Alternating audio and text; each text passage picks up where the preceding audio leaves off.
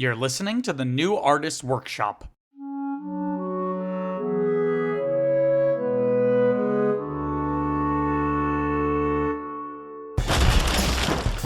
Stop blowing holes in my ship! You best start believing in ghost stories, Miss Turner. You're in one.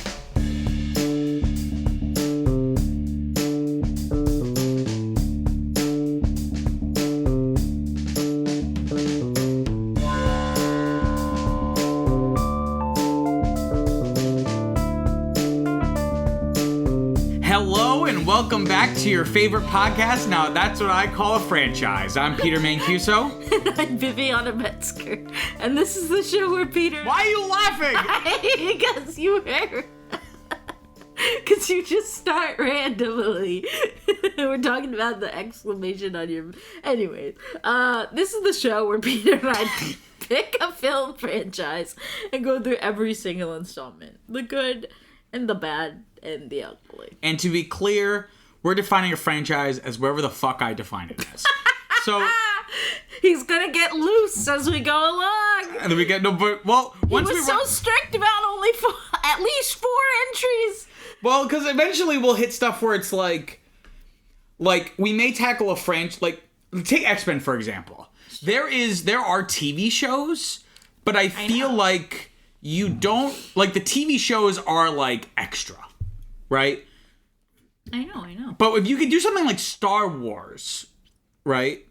Sure. The Clone Wars, it feels weird to leave out the Clone Wars. Like for a lot of people, Star Wars is the Clone Wars. Like that's theirs. That's what Star Wars is to them. So it feels the movie you showed me?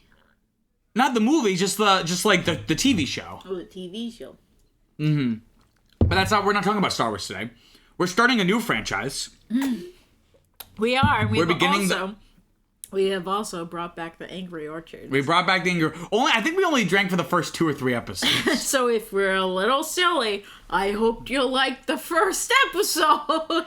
Yeah, but this would be the perfect combo because we'll have the silliness, but also I have a lot more notes now. It's a little bit more structured. It is structured. It's a little bit better structured. So let us know if you like the structure. Okay. Well, it's kind of a problem because we're recording this in December of 2022, and this won't be released until...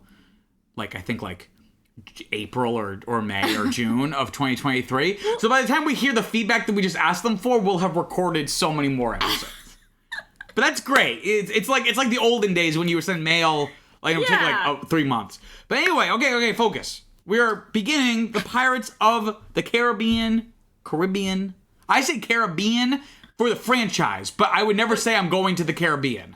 Isn't that so weird? But I say Pirates of the Caribbean. But I would never say, oh yeah, I'm going on a trip to the Caribbean. I would say the Caribbean. That's what they say in the movie. Exactly. Maybe it's a British way of saying it. Caribbean? It's just different emphasis, like advertisement instead of advertisement. In the Caribbean.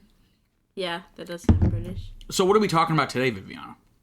Well, today we're starting off the franchise. We are talking about the 2003 film, The Pirates of the Caribbean, The Curse of the Black Pearl. And this is your one and only spoiler warning. So if you haven't seen the movie, watch it now, pause, watch it now, and then come back and listen.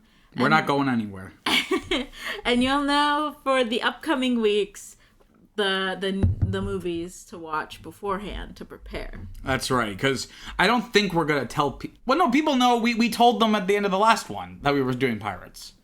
Oh, well... So you should have had all this time to prepare. You had 3 weeks since we released the last one, if my release schedule is correct, if my understanding is correct. Okay, so here's the blurb on Letterboxd. Jack Sparrow, a freewheeling 18th century pirate, quarrels with a rival pirate bent on pillaging Port Royal. That's like the first 10 minutes, so that's not really... When the governor's daughter is kidnapped, Sparrow decides to help the girl's love save her. Presumably, I think that's supposed to be Orlando Bloom. Yeah.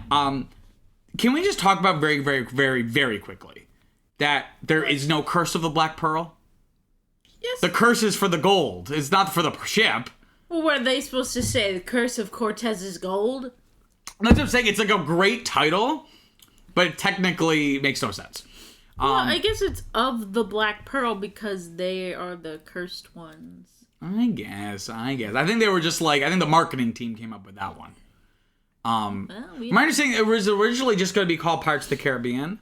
Yeah. But they were like, oh, well, if we put a subtitle, it'll like people will think there'll be sequels, so people will be more likely to go because they want to like see. Like, I thought it was just a one thing. I thought it was just Pirates of the Caribbean.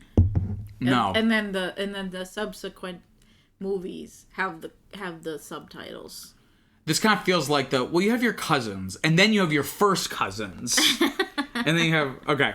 So here's some basic info about the movie. So it was directed by Gore Verbinski, whose primary credit... Okay, no more Angry Orchards. I'm sorry, just why did they name their child Gore? Like gore? Like blood and guts gore?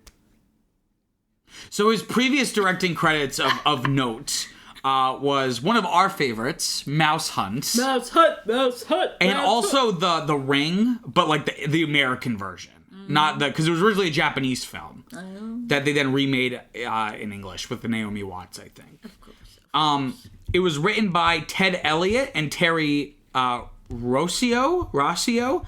And they had written Aladdin and Shrek. So they're good. So they were an established writing team. It was distributed, like obviously it's a Disney movie, but technically the distribution company at the time was called Buena Vista Pictures Distribution. Yeah, it's owned by Disney, right? Precisely. Yeah, that was like kind of their like subdivision. It was released in July of 2003.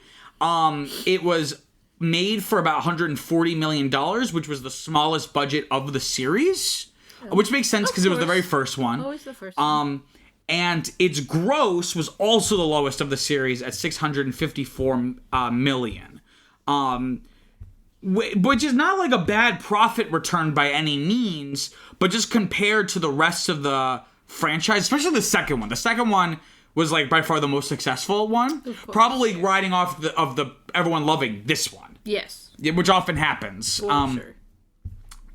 So it was definitely a big success though when it came out. Both commercially and also people just loved it. And it's like we'll talk about this more, but it's just like the perfect like summer blockbustery adventure movie. It's pretty good. It's pretty, I mean, everyone is pretty sharp. I think that is kind of a theme with Ted and Terry. You know, they're like...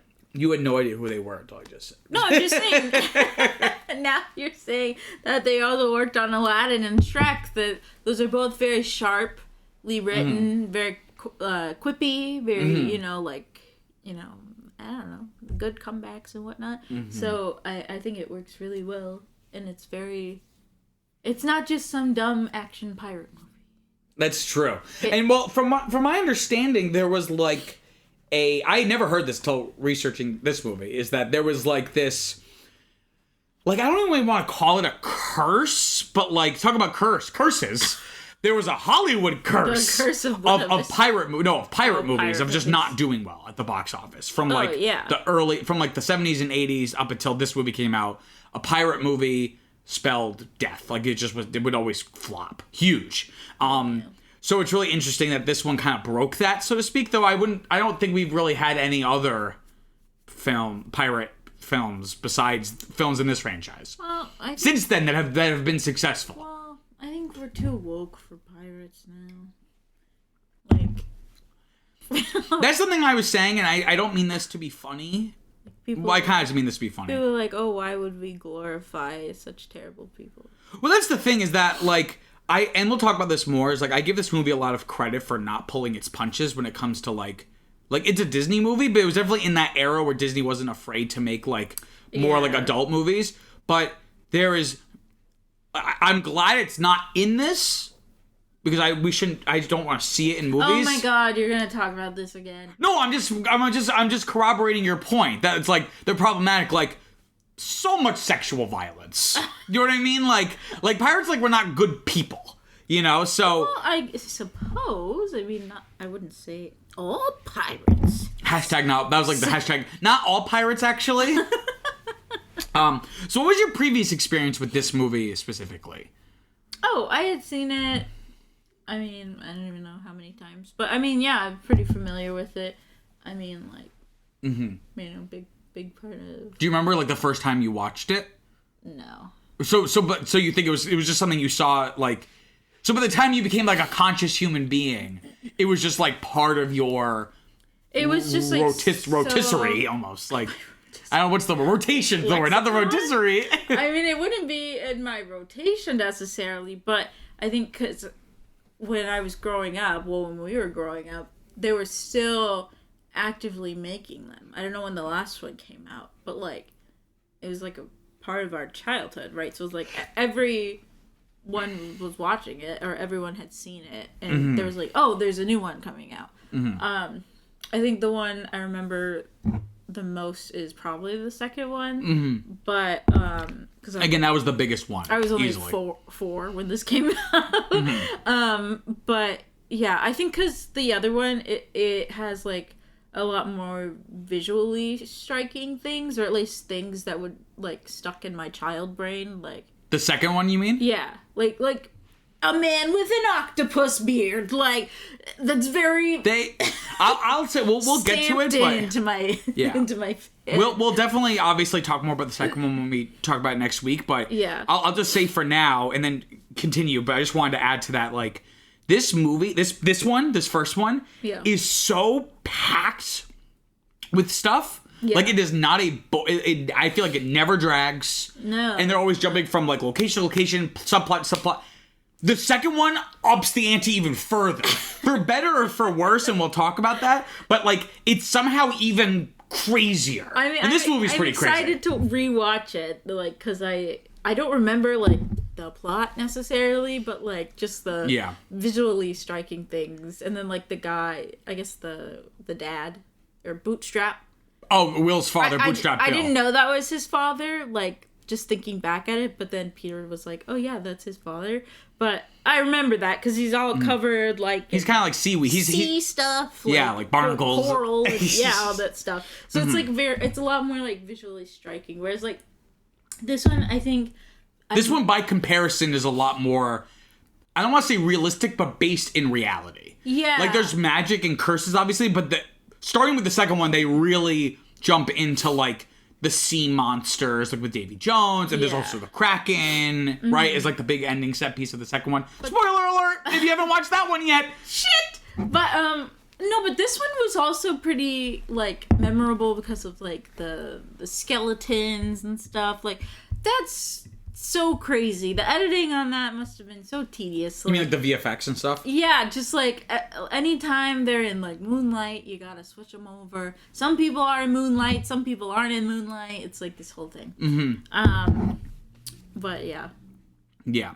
So let me talk about myself for a little bit. Okay. So no, I'm just joking. So I, unlike you, this was in my rotation. Like, this was one of my favorite movies growing up. Like, I feel like me as a film lover, like, there's different periods of my life that, like, obviously it's just on a continuum where it's just, like, but, like, you can kind of break up your life into, like, okay, like, this was a clear period of my life, right? Yeah. It's, like, in each of these different periods, I loved this movie, but for different reasons. Yeah. Like, you know, as a kid, I loved it because it was really fun. When I was, like, in high school, I was really into, like, writing specifically and, like, dialogue and stuff, so I really appreciated, like the dialogue and interplay between the characters. Now, more as an adult, I'm very much more, like, I'm very appreciative of the aesthetic qualities. Though I will say, word of warning to everyone, the 4K disc of this movie is so poorly, like, not color grade, it's very dark. Pretty dark. Like, and I was like, I do not remember it being this... low saturated, and but so even like on the sunny days, like we noticed it, like it's not look like a nice sunny day. It's not. That's not how it's supposed to look. I was really excited too because I've been upgrading all of our physical media of movies. Yeah. So when I bought this 4K, I was like, oh my god, this is gonna look so good, and it looked like such shit. I was so disappointed. Well, that's one of the drawbacks of being an early adapter. Yeah, well, it's not a flaw in the technology. It was just they were just lazy when they made the 4K disc. I guess so. But no, I remember my first time watching this. I think like because I was like 6 when this came out. Yeah. I think my babysitter, like, we were watching it while she was watching us, and I think I got scared maybe at parts. I can't remember. Not scared, but just kind of being like, oh, this is kind of creepy. Yeah, it definitely took a while to grow on me as well. Like. And then we'll eventually get into the Harry Potter series, but that really took a long time to grow on me. which is so weird because I've always liked Tim Burton films, but I think because like they're like claymation, it's not as terrifying. But Tim Burton is more like gothic than scary. Yeah. So I don't know. I just always found like the pirates kind of scary. Mm-hmm. Yeah, I don't know. Even the whole like get up and stuff, and like the two funny ones, like they're kind of like grimy and they're still kind of dirty scary and like kind of scary. Yeah. This movie has like genuinely again like they earn that PG-13 rating. And I wrote about this in my notes, but I'll just say it now is like I think like with the 80s is when you see like the birth of the PG-13 rating because audiences and filmmakers and studios recognized a hole in the system. Because that there was Indiana Jones and Gremlins. They realized like, okay, this is not adequate to like the whole point is to help advise parents, but these ratings have essentially become meaningless. So we need to readjust them. Yeah. I feel like we are getting very close to another shift because like today PG like what are the biggest movies that kids go see? Marvel movies. They're all PG-13. Like they're meant for 7-8-year-olds. It's not that parents like it's not like those are hard PG-13 movies that parents are just letting their kids go see. They are meant for the family. Yeah. So I'm very interested to see. But my point being is with this movie, it's not like that. It really, I feel like, really does earn its rating. Yeah. Well, there's PG-13 in different ways, and I feel like,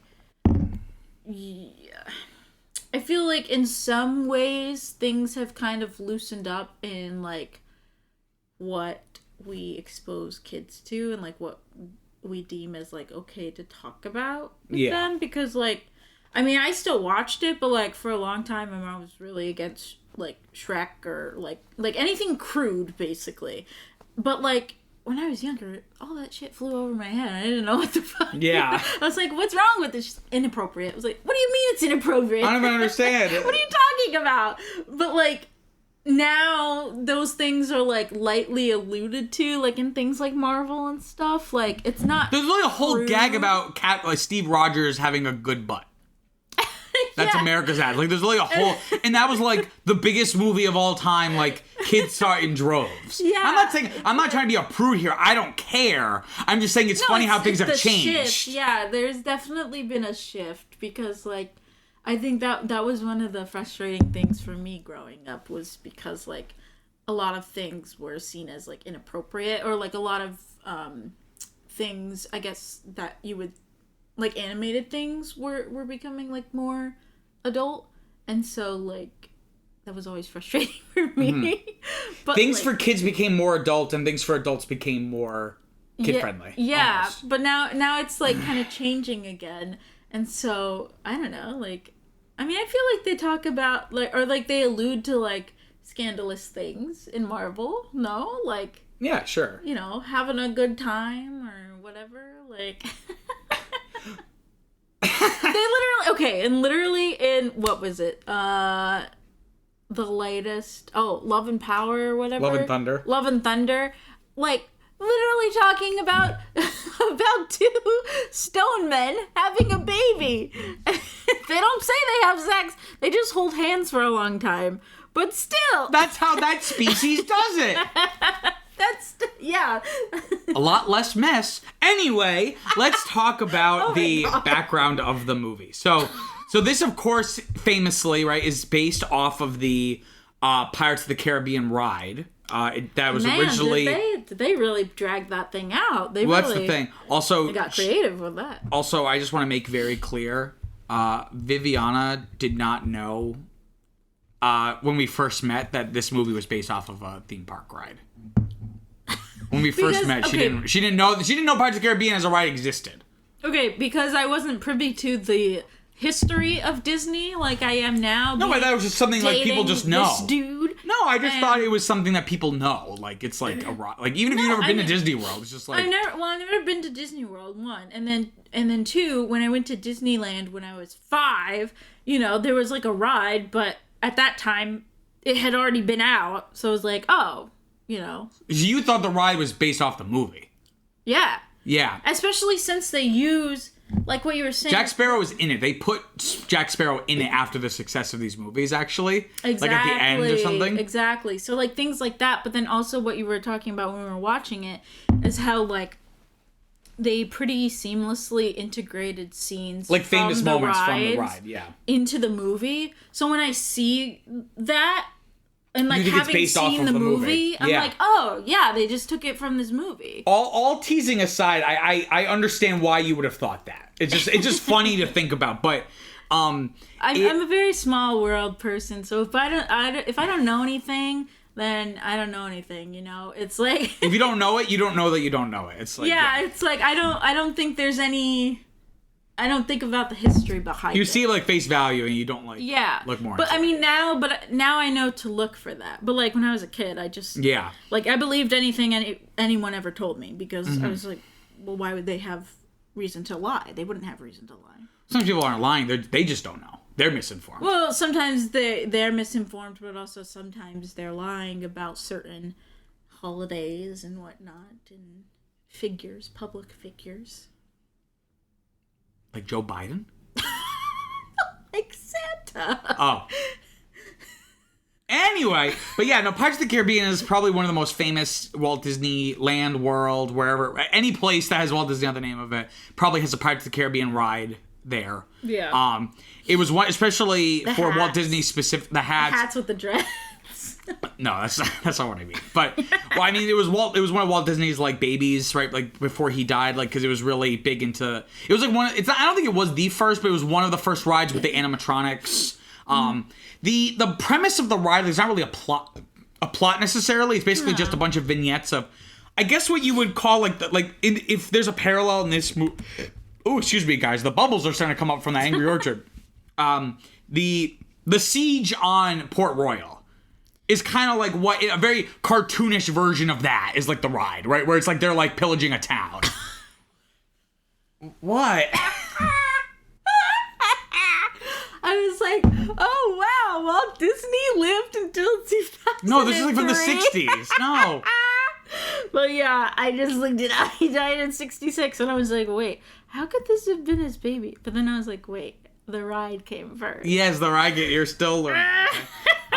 So unrelated to the ride, in the early 1990s, the screenwriters Ted Elliott and Terry Rossio, again, independent of the ride, began to think of a supernatural spin on the pirate genre. So they were already starting to kind of think of that. Walt Disney Pictures had a script written based on the ride as early as 2001. This story featured Will Turner as a prison guard who releases Sparrow to rescue Elizabeth, who's being held ransom for money by Captain Blackheart, who is, I guess, is like the Barbossa kind of character. Disney was unsure whether to release the film in theaters or direct-to-video. The studio was interested in Matt McConaughey as Sparrow because of his resemblance to Burt Lancaster, who inspired that script's interpretation of the character. If they chose to release it direct-to-video, Christopher Walken or Cary Elwes would have been their first choices. Cary Elwes is, if I'm not mistaken, is the main guy in Princess Bride. Oh. As Jack Sparrow. And we'll talk about this a little bit later, but Jack Sparrow's characterization as we now know it is very much Johnny Depp's creation. He was not written the way that he ends up being played by Depp. Oh yeah, he was the guy from Princess Bride. Yeah.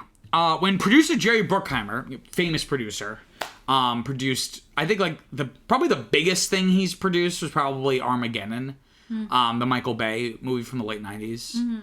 Amongst other things, I don't want to just single him down to that, but this one. but this was huge. The National Treasure movies, like he had a kind of this early, he had the stint with Disney in the early 2000s. Yeah, I was gonna say.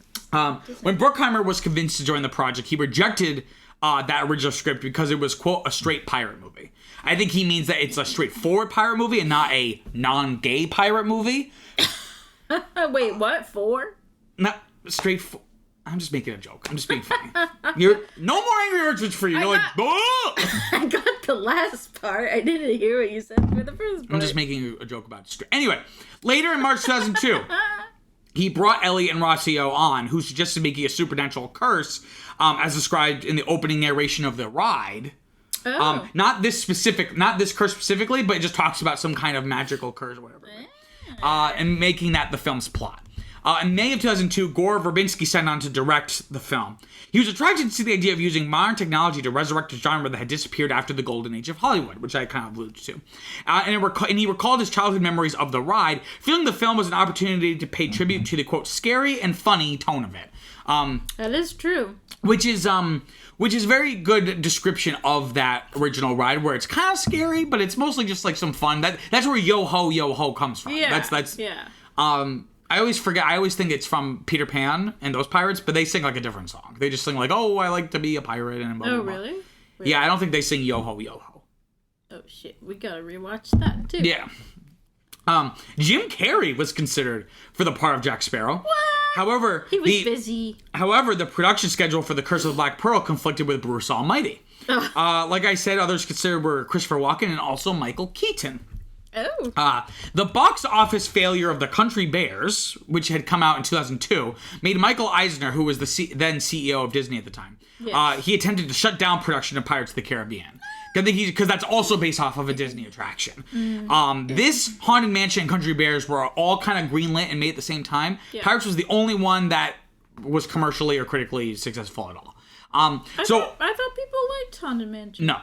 Nope, not at all. Anyway, so Eisner wanted to shut the Pirates movie down. However, Verbinski told his concept artists to keep working on the picture, and when Eisner came to visit, the executive was astonished by what they had created. So they really like last minute Hail Mary, just like let's just impress, like nice. You know. And luckily they were able to keep making the film. Although Cook. I don't know who that is. Although Cook had been a strong proponent of adapting Disney rides into film, the box office failure of Country Bears made this is the same exact thing. I don't know why that. Sorry about that. I'm sorry. I also wrote these notes like 6 months ago. Well, I don't know what kind of failure they're talking about with the Country Bears, because that's one of the greatest movies ever made. I know. If only there were 3 more entries, or better yet, literally any other media besides the attraction at Disney World and the movie.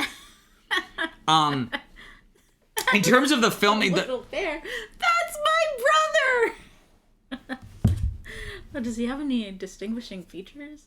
Oh yeah, he's small and he's got hair all over his body. Ladies and gentlemen, I think we're gonna remove the alcohol from this. I think this is too silly. In terms of like the filming, Verbinski, like very much so, he did not want an entirely romanticized feel to the film. He wanted a sense of historical fantasy, right? So he didn't want it to be like that swashbuckling, like yo ho yo, like fun and fancy free kind of thing. Like he really wanted to strive for, again, like I said, not realism, but to be based in some kind of reality. Which does come across very well. You know what? I would concur with that. You know, when it first opened, rewatching it, I was like, wow. Look at all these white people in the Caribbean. Yeah, well, Zoe Saldana. Oh, okay, Zoe Saldana. There's one. They're the token. Well, because why were they there? For, like rum and sugar and stuff? Who's they? Just the Europeans? The British. They were there just to colonize the New World and have plantations and stuff. And oh yeah, there would be a lot more slavery and exploitation. Yeah, it's definitely a little sanitized. But there are prostitutes in the movie. So. There you go. There's some representation, I guess, for sex workers. So yeah, let's talk about what we thought. And let's start at the beginning. So, again, you have this really spooky intro that I think, again, helps set that tone and helps make clear that this isn't a normal Disney movie. I believe this is the first Disney movie to be rated PG-13. That was like marketed as a Disney movie, because they had Touchstone Pictures, which was a subsidiary that they created specifically to create like more adult content, but without tarnishing the Disney name. Yeah. But this was like the first like, like full out obvious, like this is a Walt Disney Pictures presents film that was PG-13, which is kind of interesting. And again, I think it really does earn that rating, that PG-13 rating. You got this like the fog and they're coming in on the ship and she's singing the creepy yo ho, and this is like before the era where it's like every movie trailer just has like a famous song sung like really sad and slow. Yeah. But this really works where she's like singing like the creepy yo ho pirate's life for me, and she's on the ship. Something I noticed, What? And I've always... I didn't notice this as a kid, but every time I watch it, I notice it and get weirded out more and more. Norrington is so much older than Elizabeth. He's a grown man, and she's I think she's meant to be like 10 years old. Well, because when he proposes to her later, he's like... You've become a fine woman. Yeah, you've become a fine woman. That's grooming! That's the definition of grooming! Okay, well, he wasn't grooming her necessarily. He was just working with her dad, right? Like, he wasn't like... That's worse, because her dad was complicit in it. He's literally like, oh yeah, I bought you this nice dress and everything, so your titties can be all popping out for that Norrington guy. We'll talk about, I promise this will make more sense when I finally get to it. We will talk about Keira Knightley's breasts, because there's a whole trivia point about it. Oh, okay. I'm dead serious, but it's not me being weird. There's like a whole thing about like her corset, and because she's a very small-chested woman, so it's like how did there was like this whole process to make her breasts seem bigger than they were. It was like this whole thing. Oh, really? Yeah. Wow. So they're out on the water, and they find Will floating in there, and that ship that he's on is all destroyed. It's all fucked up. Yeah. That boy looks like a dead fish. He does. He's like, he wakes up and he's like, "Ugh!" And I just love the way he says. She's like, "What's your name?" And he's like, "Wilson." Well, lucky he was face up. I feel like he would have been face down on a little piece of wood, but because it's a movie, you know. It's a movie. This movie, that's what they call movie magic, baby. So she finds the evil medallion, and she realizes he's a pirate. Yeah, and she takes it because she doesn't want them to know that he's a pirate. Exactly. For whatever reason, because... Well, I guess they would have killed him, or... They just met! What's her affinity, then? I don't know. I think she's like a pirate nerd. Well, I guess he's kind of cute, right? If you're like a 10-year-old. He's cute, and then, you know... I wouldn't know. Because I don't find 10-year-olds cute. I find them repulsive. Just to make that very clear to everybody. But yeah, I guess because she's also a pirate nerd. That's what's really funny is that we were talking about. That I didn't notice it till watching it this time. And yeah, I've seen this movie hundreds of times. That's an exaggeration. Tens of times. But that's a lot of times to watch a movie. That she is like a pirate nerd. Like, it never dawned on me, like, how does she know so much about parlay? And then she starts going, according to the pirate code established by blah, blah, blah, blah. I was like, shit, she, like, knows her facts. She's, like, throwing them, and they probably don't even know that shit. Yeah, where's she learning all this stuff from? So, anyway, so she protects him. We flash forward to Keira Knightley, and I did not know this until a few years ago, and you did not know this until I told you. That, yeah. Like, so you know when you're a kid, and you watch, like, you're maybe 10, and you watch something about high schoolers, and you think or you see real high schoolers, like you have an older sibling, or you maybe see them on the bus. Yeah, they look like adults in High School Musical. Yeah, they look like you feel like they're adults. So old, yeah.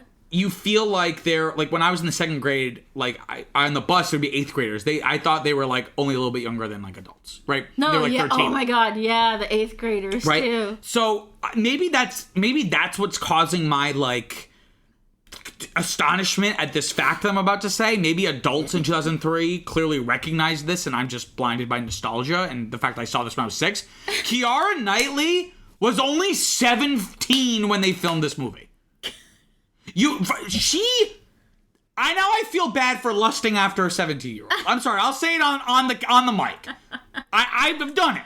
Well, now it just because I thought she was like in her maybe late 20s when they felt like I don't know. I thought she was like 25 or something. Like I did not look like that when I was 17. She was 7, but it's not just about her looking beautiful. She looks like a whole ass woman. She just looks older. It's not about her looking hot or anything. She just looks older. Yeah, she just which just makes everything creepier because Johnny Depp is way older than her.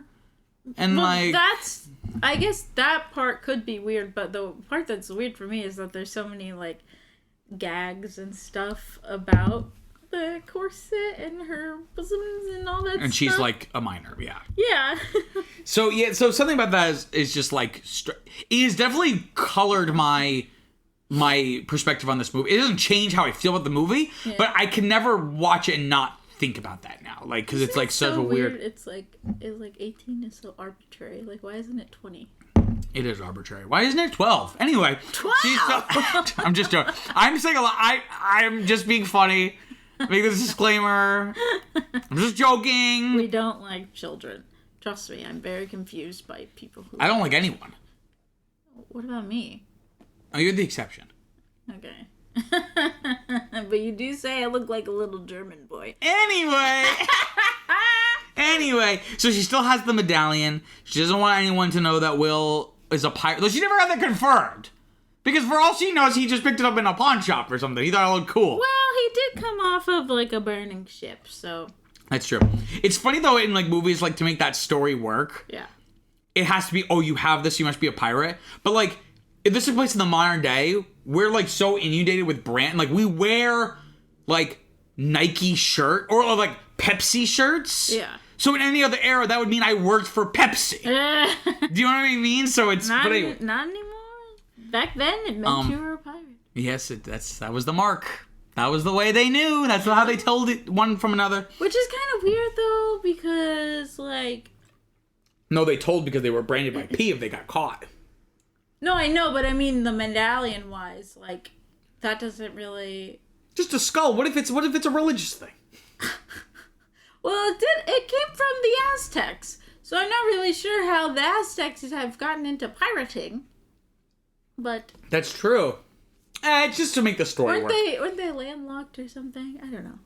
Anyway, so she hides the thing in her bosom. And her father comes in. They're getting dressed for Norrington's coronation. I forgot. This is 10 years later. Oh, yeah, I just said we jump forward. Yeah, so, it's really funny because her dad brings this dress, and she's like, oh, like, what's the occasion? She's like, do I need an occasion? And she walks away, and he kind of pauses, and he's like, well, actually, there is an occasion. Wait, I thought you said you weren't going to go through every scene in the movie. I'm not. I'm just going broadly. I'm just moving through. I'm going through broadly. You've gone through the first 10 minutes of the movie. Look, I'm trying. My notes are more comments now. Okay. Whereas before, a lot of my notes were just like recounting what happened. So we see Will in the lobby. He's bringing a sword because I guess the governor is gonna give Norrington a sword or whatever. And Yeah, Will is blacksmith now. Will is such a simp for Elizabeth. He loves this woman. And also something really interesting that he's like, it's really great to see like the contrast between like, think about his first scene in the movie, this scene, and then the last scene.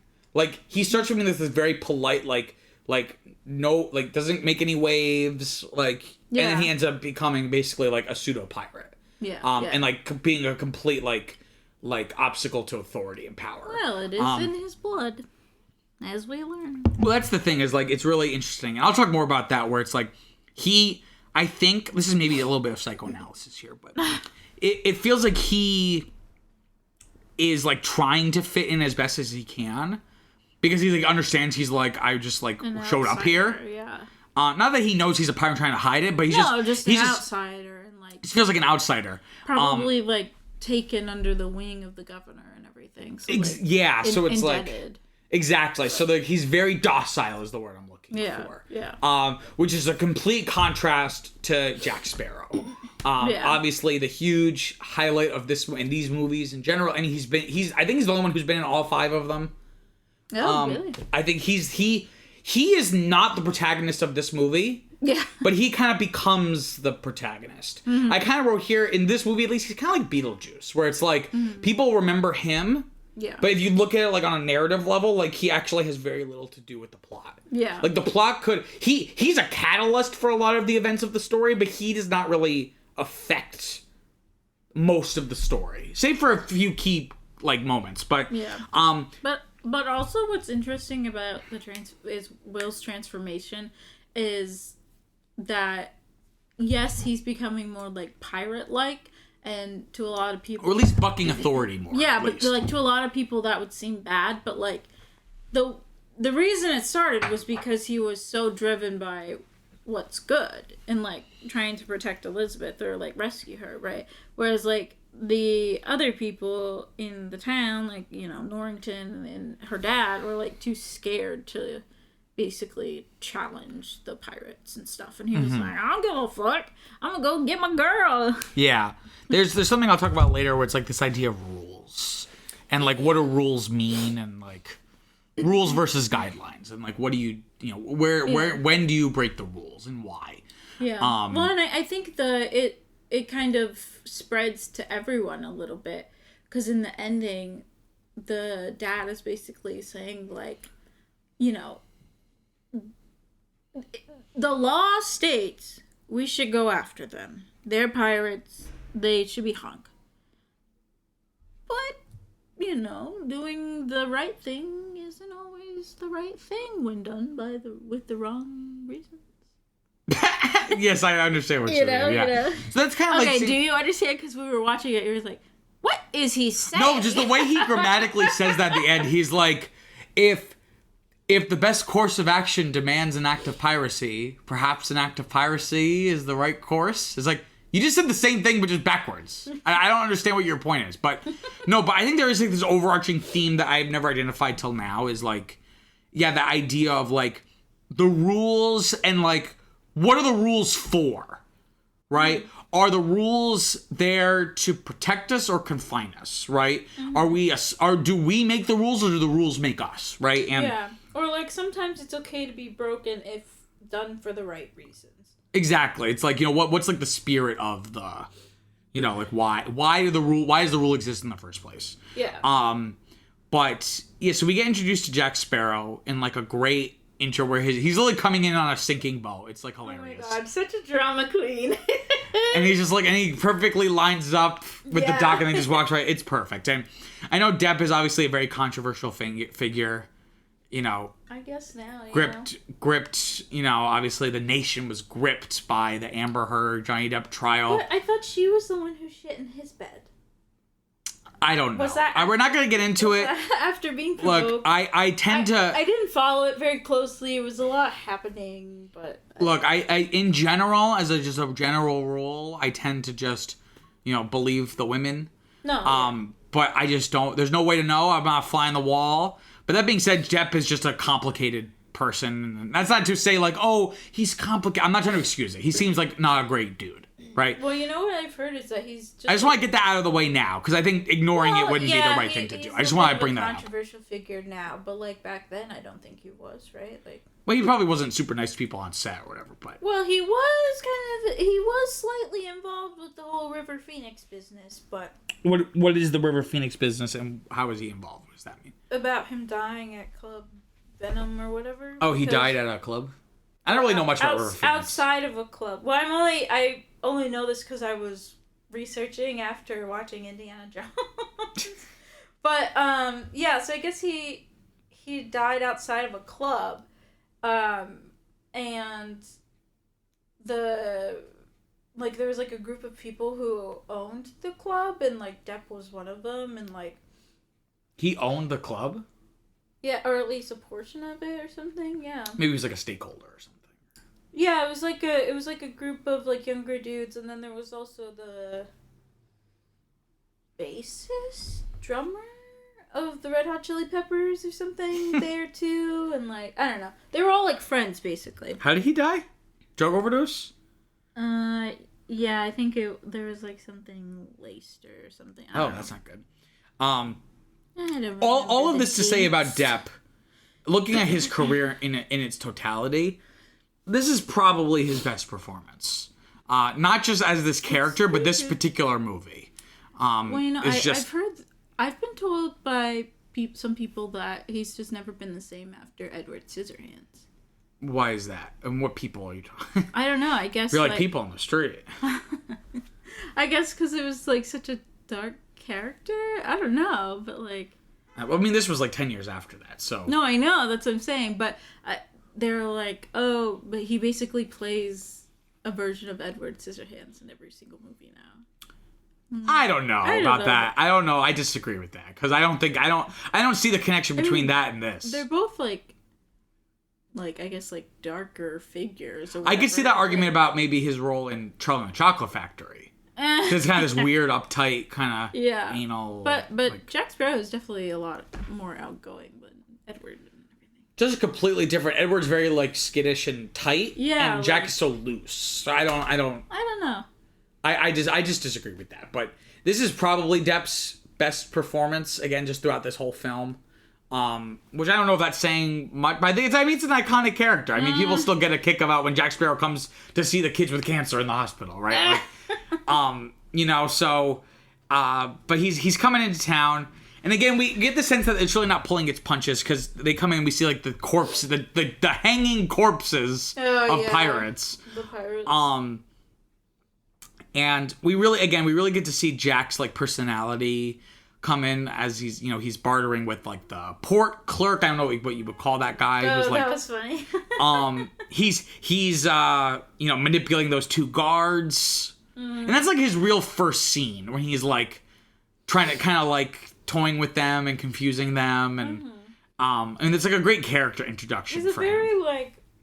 like lovably flawed, like a lovable flawed character. Like he's a horrible person, but there's just so much charisma there. Yeah. That I mean, like I said, it's very much like Beetlejuice, where it's like there's just something so like captivating, both about the character, but then in a meta sense, the performance. Yeah. That just makes you like want to watch them be awful. Yeah. You know. Performance definitely, but I think I don't have as much affinity for Beetlejuice than I think a lot of people because like he's very creepy. I'm just saying in general. He seems rude and like a creepy asshole. Like. Yeah. Well, you know, I think Johnny Depp, he's sexy, especially in this movie. So I think that makes it okay. It makes it better than Beetlejuice, who just looks like disgusting. And that's not a dig at Michael Keaton, but Michael Keaton is not as handsome as Johnny Depp, and Beetlejuice is certainly much uglier than Jack Sparrow. There's so much makeup on him. It's I not know. anything about Michael Keaton. No, I know. So anyway, so we go to the coronation, and Elizabeth's there. She's got her corset on. It's so damn tight. I'm sorry, womankind, that you had to wear these for like hundreds of years. Well, apparently it was different. And it's like Keira Knightley's already like a stick. Well, apparently it was different because she was like, "Oh, the women in London must have learned not to breathe or something." So I guess it was more relaxed in the colonies.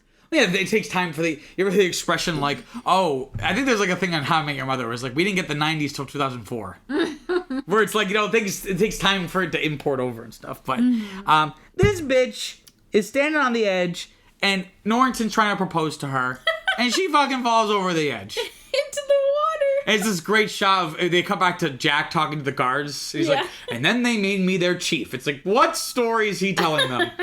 And you just see like in the distance, like, bloop, right into the water. He's like, is anyone gonna save her, or do I have to do that? But you know what? But it's like a good, we've only seen this character on screen for maybe about 6 or 7 minutes, tops. If not, honestly, more like 4 or 5. And yet we've already learned so much about him just through his actions and his personality. Like, I don't mean like details about his backstory, but just he's obviously a pirate. Yeah. He's cunning. Yeah. Charismatic. Yeah. Quick to save. What was I gonna say? He also like there is some goodness there. Yeah, or like care for strangers, I suppose, because you didn't know her. Though I think something that this movie does a good job of is like you never quite know where he stands, right? Like you never know if he's doing something out of the goodness of his heart, or if he sees some benefit to him that we don't see yet. Yeah. Right. Like he like I will say Jack Sparrow, if nothing else, is highly intelligent. Like I think he's like because again he's always like playing like 3D chess. Like he's always thinking about like what do I need to say or do to increase my advantage. Yeah, and the way that he and when it aligns with the right thing to do, great. But if not, whatever, it's fine. Yeah, but it reminds me of Sherlock Holmes though, because like the way that you said that about Indiana Jones. Because it's just like the way that they like get out of things is so calculated and like I don't know. Mm-hmm. It's just so crazy that it's like what like. I would have never thought to do this to get there or whatever. Like, how did they know that doing this would do this and then, you know? Yeah. So it's like, I don't know, just cool to see, like, them kind of working it out in their minds and then acting it out. You're like, I love watching people think about something and then they do that thing. But no, like again, it's this thing where you never know where he stands or where you stand with him, right? Because I love how like they all like he saves her and then they all approach him. Yeah, and they're like, we're gonna hang him. You don't know how to like if you trust him or not. Because she's like, oh, he saved my life. Like, come on, blah blah blah. And he's like, oh, great. And then he like takes her hostage, basically, like almost immediately. Well, just because he immediately and it completely exploits her trust, right? And so it's like, well, I think because they were trying to hang him. Well, I know why he was doing that. I'm saying I don't think he would have done that if they were. No, he wasn't. But I'm just saying that he immediately, without hesitating, He uses that. Yeah. It's like the minute you become a liability, or not a liability, but like the minute like I could exploit you or this situation, I will do it. And we just see that time and time again with the way he treats Elizabeth, the way he treats Will, especially. But this whole idea of like, oh, he's like my ace in the hole kind of. He's like my leverage. So Jack tries to escape. And again, this whole like escape sequence just reminds me of just like the action's just great. And again, maybe I'm just starved and the bar's really low, but it's just great to see like non-green screen action. You know what I mean? Like non-CGI, just like people running around in real places doing stuff. There was some CGI though. Well, but I'm talking about this. I'm talking about this one scene. No, I know. What CGI are you talking about? Remember? Okay, so his hands are chained together, right? Uh-huh. But then he goes to like slide down this rope, but it's not open and it's attached to this giant pole. So how did he get off? Yeah, so it's like a quick little like you can see it kind of snap together and then he goes. Yeah, that's just kind of like a fun little blooper. But my point being is that there's like a texture to like there's something satisfying about reality. Right? Yeah. Who would have thought, right?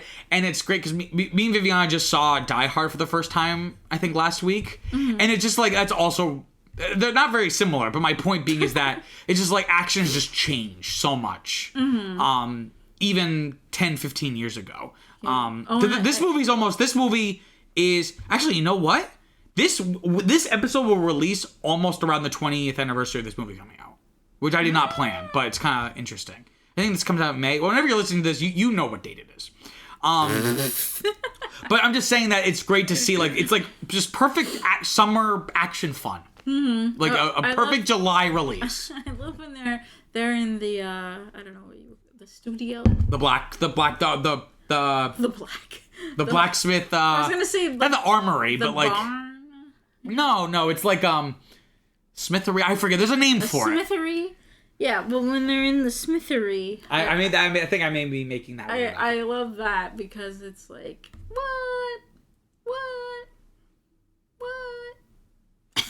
What are you talking about? Because they're like balancing on the little cart thingy, and then they get plopped up into the rafters, and it's like, what is going on? How are they fighting on these rafters? And it's like, it's all real. It's all real.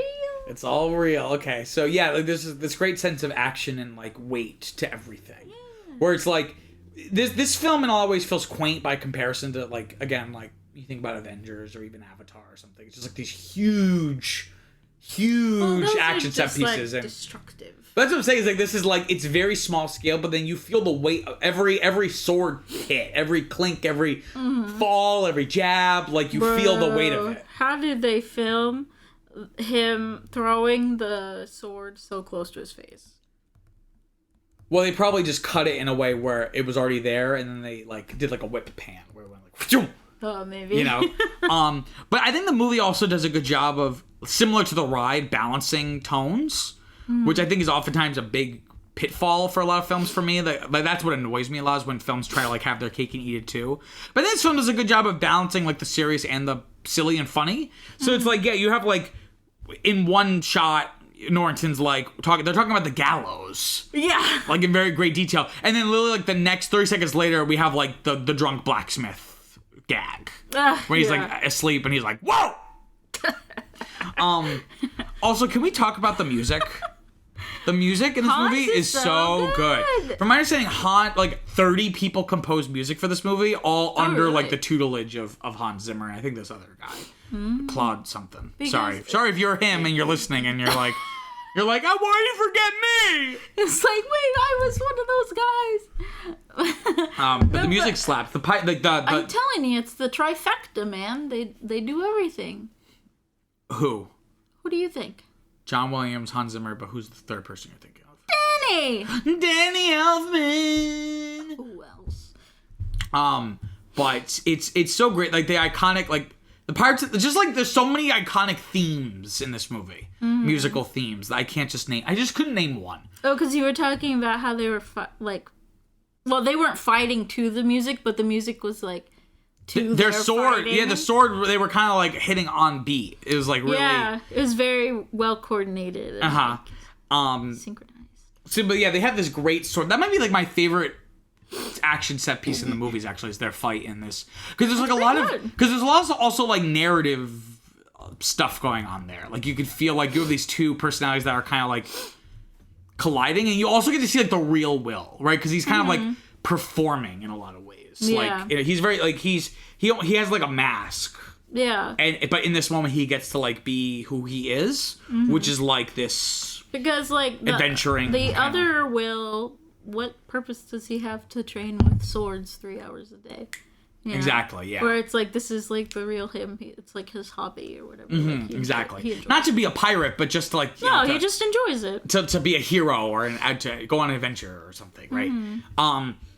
But yeah, and I forget what this is specifically is in reference to, this note, but I just wrote here that like the film does a really good job.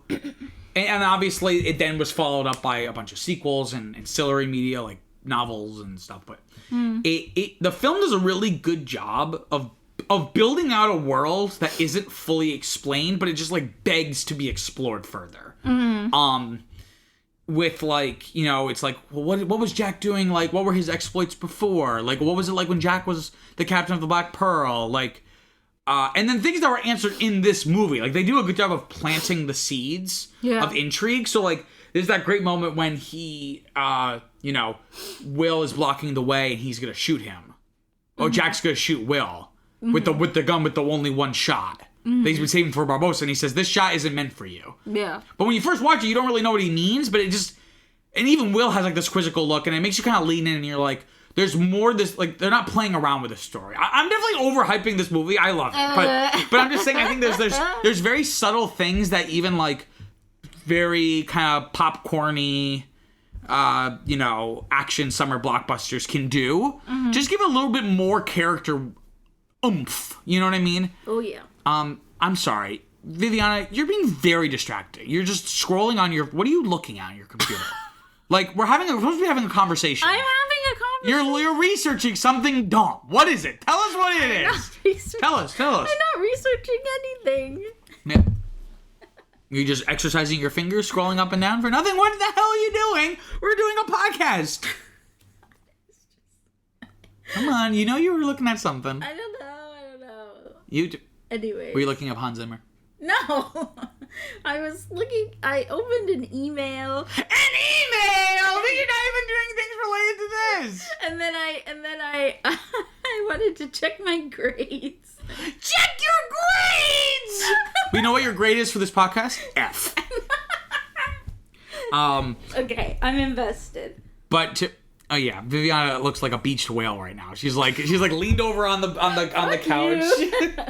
She's like, her legs are spread. She's like, all right, I'm ready to talk now. Oh, it's so hot in here. It is actually very warm in here. I would open the window, I wonder why. Oh yeah, because the lights are on. Yes! Our tiny little fluorescent lights are on. Viviana thinks it adds like 20 degrees to the room. Anyway, but yeah, we talked about this before. The film does a good job of integrating the moments from the ride effortlessly. The key one is the reaching for the dog with the key when they're in prison. That was a good one. Because it feels natural to the moment, because it's like, Jack is obviously now in jail. So it would make sense that we would then see that. Because then it's also like, he then kind of comments on it. He's like too cool for it. Yeah. But then it's great when then he doesn't later. Because he's all alone, he's like, all right. Poor guy, because they blow out the wall of the other guy's cells. And the other guy's like, sorry, you have no luck whatsoever. And then he runs out. And it's also great that they do a good job of building out, again, like, the world beyond what we see in the film. And obviously we still see the Black Pearl and everything, but when the Black Pearl starts to siege the town or attack the town, it Sparrow's in his cell and he's like, oh, I recognize those guns.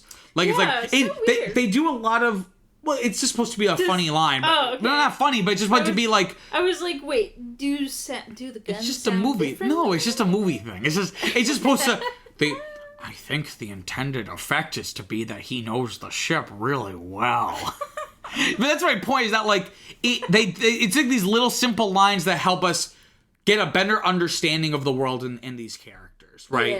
Yeah. But yeah, so the pirates siege the town, and again, it reflects the original ride. So there was this big controversy with Pirates of the Caribbean, the ride, because there's a portion of it where there's a scene, and it's nothing super aggressive or scary. Like, it's still like jaunty music playing in the background. Yeah. But there's a vignette where it's like the pirates chasing like these women around. It's like almost like little, just like. I think I remember. And I think in the 90s or early 2000s they like, and look, I'm very progressive, but this is kind of funny and silly. People, of all the things to protest, people were like, it's sexist, you gotta change it! So they changed it, so now the women chase the pirates around with which is funny, and I actually kind of like it. I'm not like mad that they changed it. It's just funny that, like, of all the real gender equality issues in the world, at that time, that was the one you chose, but anyway. You should be looking into Harvey! But yeah, exactly. But this movie kind of retains that, where it's like there's no women chasing the men around. It's just women shrieking and running around. No, they slap him. When they go to. I'm talking about this scene. Oh, well, yeah. That's what I'm talking about. No, but it isn't the chasing was for, like, lustful purposes, not rabbit. Yes, but during a siege on a town. No, I know, but... No, the women weren't chasing the pirates because they were lusting after the pirates. No, the pirates were chasing them because they were lusting after them. Yes, during a siege of a town. How do you know it's a siege? Because the whole scene is them attacking a town. No, the vignette. It's all part of the same event. How do you know? Because it... Why would they have everything for this one event and then show a different night and then go back to the same... What? It's all meant to be this one town that these pirates are attacking. Okay, whatever. You've never ridden it! Why do you know? How would you know? I've been on something like it. I'm pretty sure they have one at Disneyland. Yep, and that one is also just one continuous event. No, I know, but it's just like different scenes. Of the same event. Okay, well, it doesn't seem that way because it's literally black in between each vignette. That's not true. Yes, it is. And when did you go on this last? How long ago? Was it last year or the year before? How old am I? Yeah, you're 23, so how long ago was this? How old were you when you saw this? 5. Oh, you were 5 fucking years old?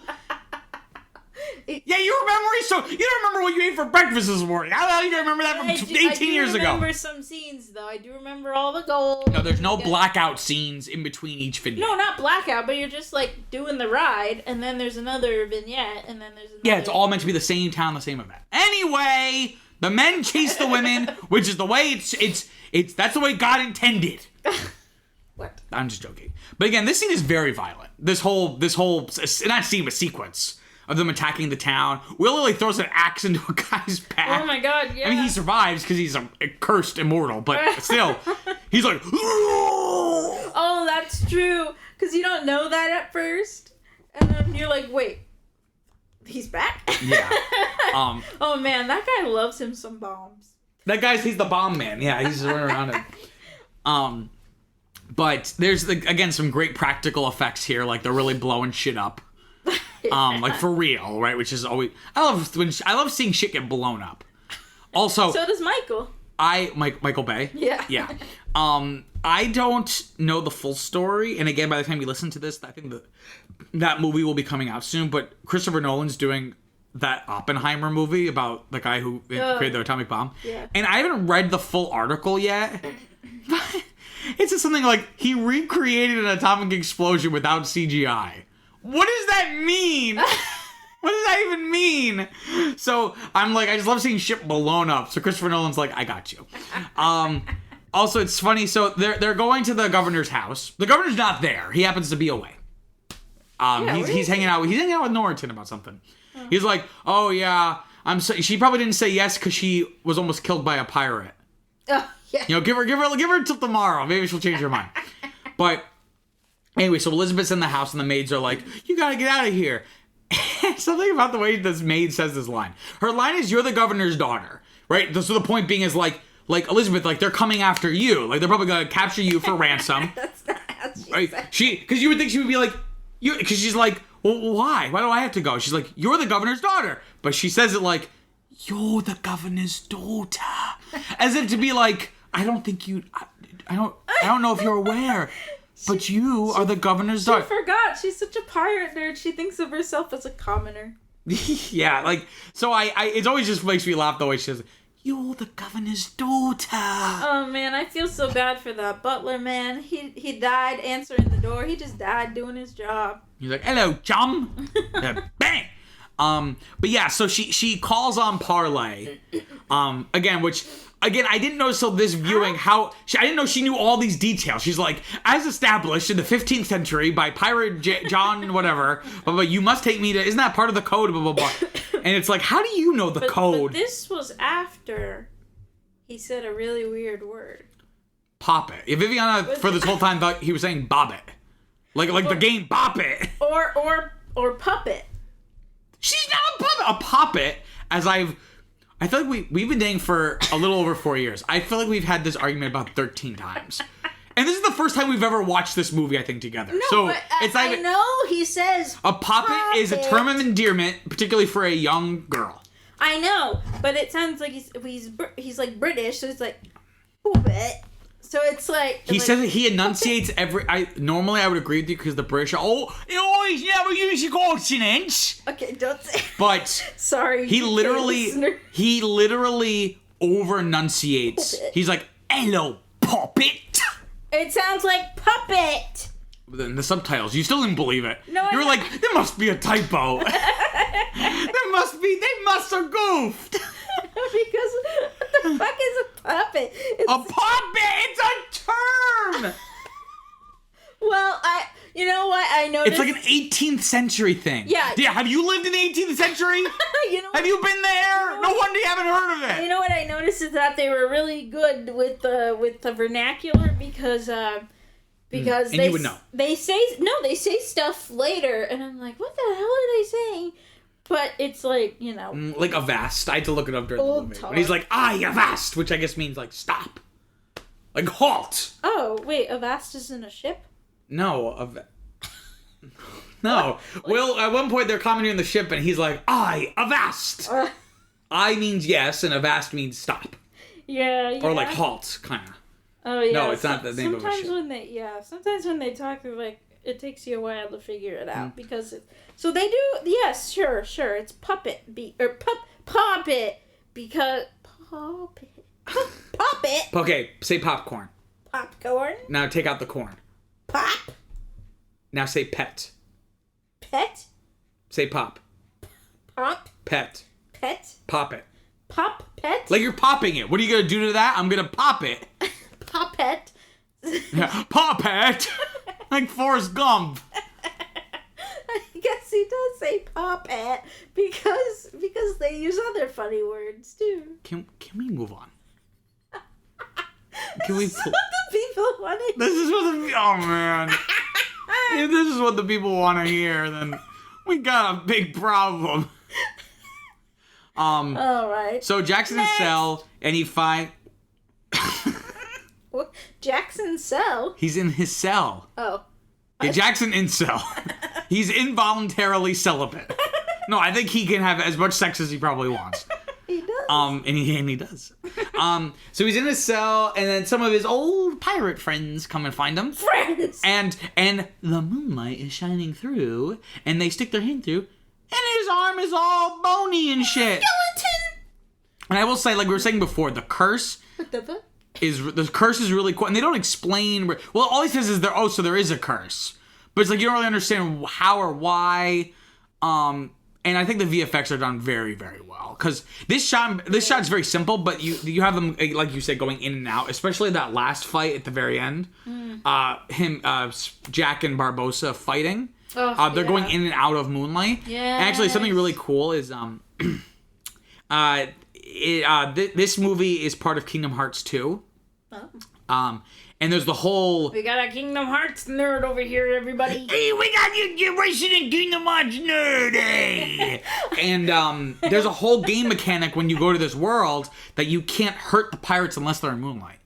So sometimes there are rooms where the moonlight's only in a certain part of the room. Yeah. So you have to, like, lure them out. And when you fight Barbossa, that's, like, part of the boss battle is, like, getting him to go to the places like you need to go.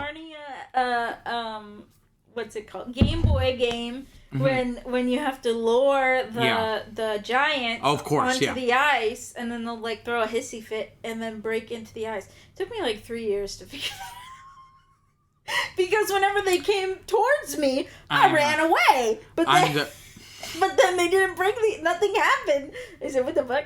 Anyways, I also just wanted to tell the people that I've only known one other person in my life that likes Kingdom Hearts, and it was this kind of weird guy. He was my friend, but he was kind of weird. In the 3rd grade, Donovan. Hey, Donovan, if you're listening. You're really weird. I haven't talked to you in like a million years, but... What's his last name? What's his address? I don't know. It was in the 3rd grade. I didn't get that information from people. Okay. Well, we're going to have to dox him at some point. So Elizabeth's taken onto the ship. Because they're looking for the medallion, and they're looking for the heir of Will Turner. Yes. A bootstrap. Well, we find. But we don't know that yet. I don't know if it's racist for me to impersonate this line delivery, but it's one of my favorite line deliveries in any. You weren't gonna do it. I have to do it because it's. I say this out of complete love, endearment, and respect for this actor and the way he says it because it's fucking amazing. She comes on and she's talking. And he smacks her, which is never okay. She never hit anyone, especially a woman. Rude.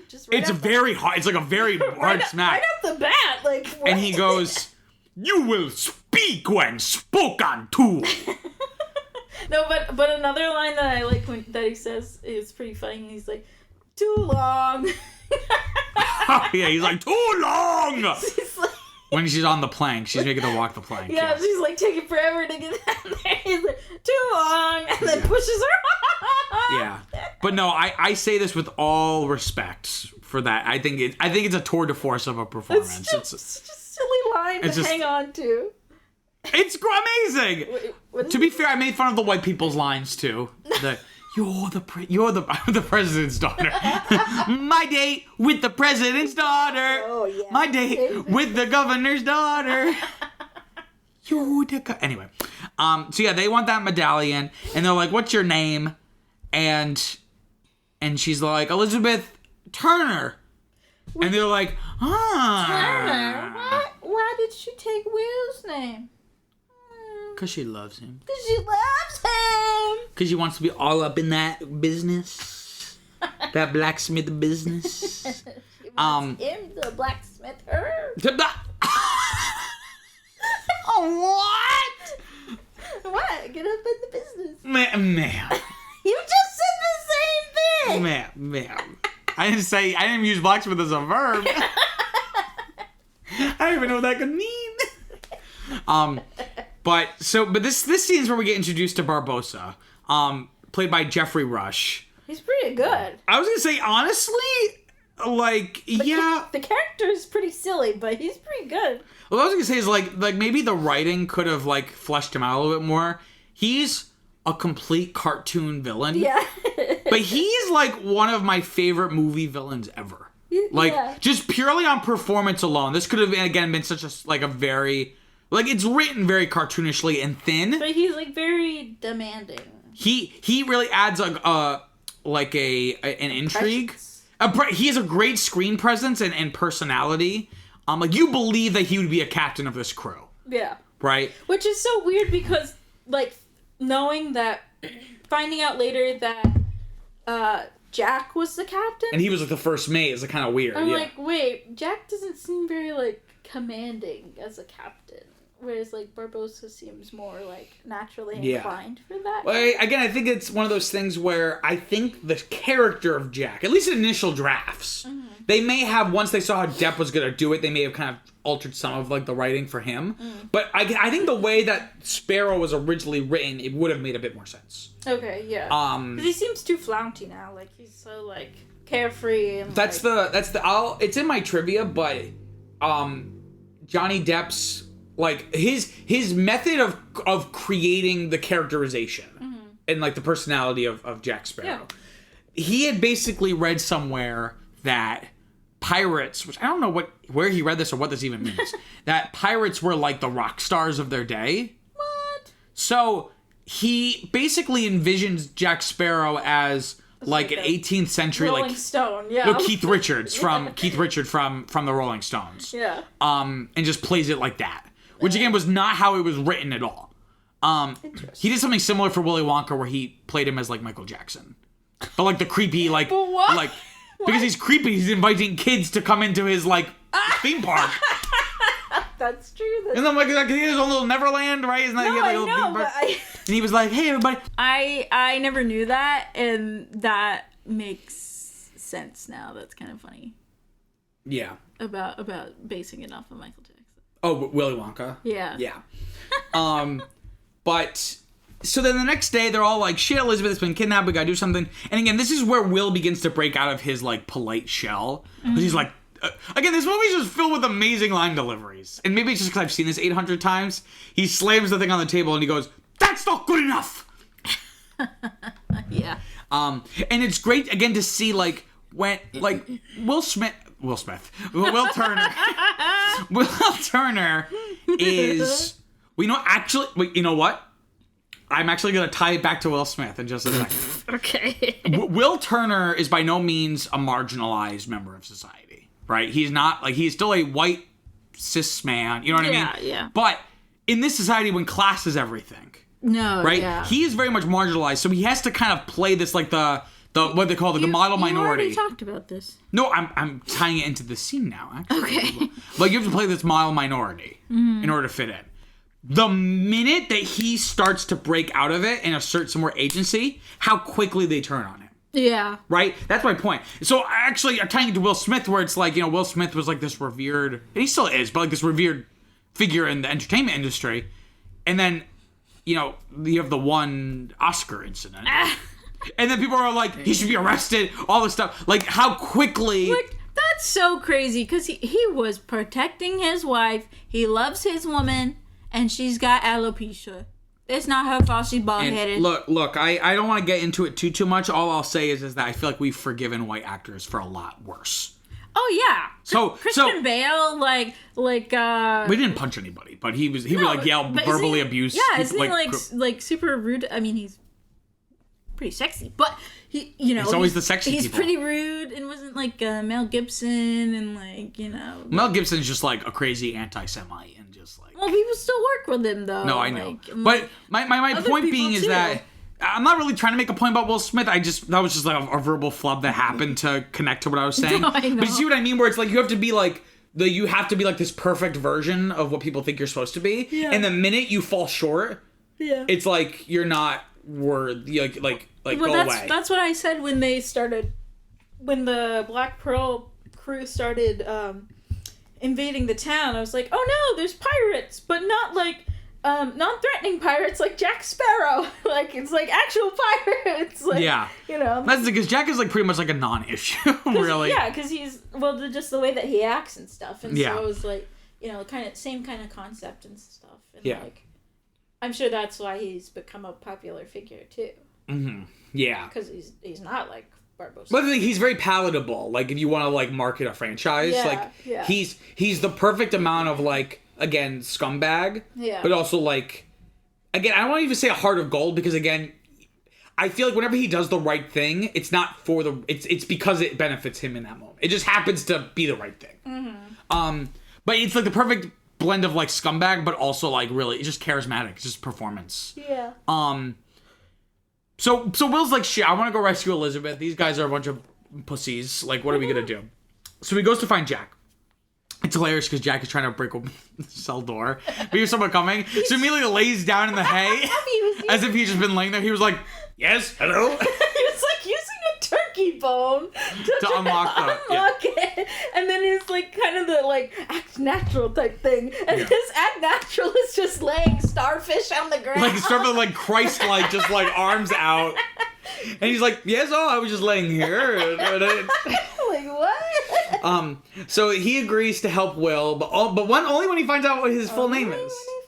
And he's like, you may be useful to this whole thing. But also, like, was there such a small English population? I was gonna say, the movie is very... that there's no other Turner. I was thinking about this, is that this movie is very convenient.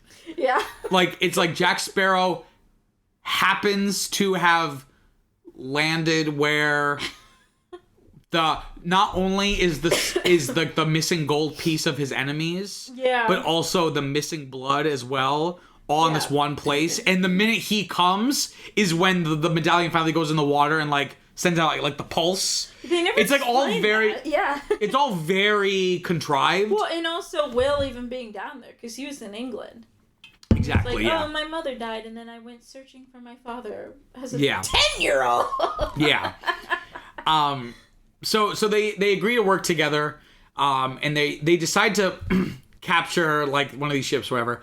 And one of Jack Sparrow's most amazing feats of display is breaking the laws of physics. Oh, what? When they walk under the boat. No, I think that's possible though. No, it's not. I think I read a whole thing about this scene in particular, like. People think it's possible because, like, when you put, like, a cup in, like, a pool of water. Yeah. No, but eventually the water would fill up. If you went deep enough, it would.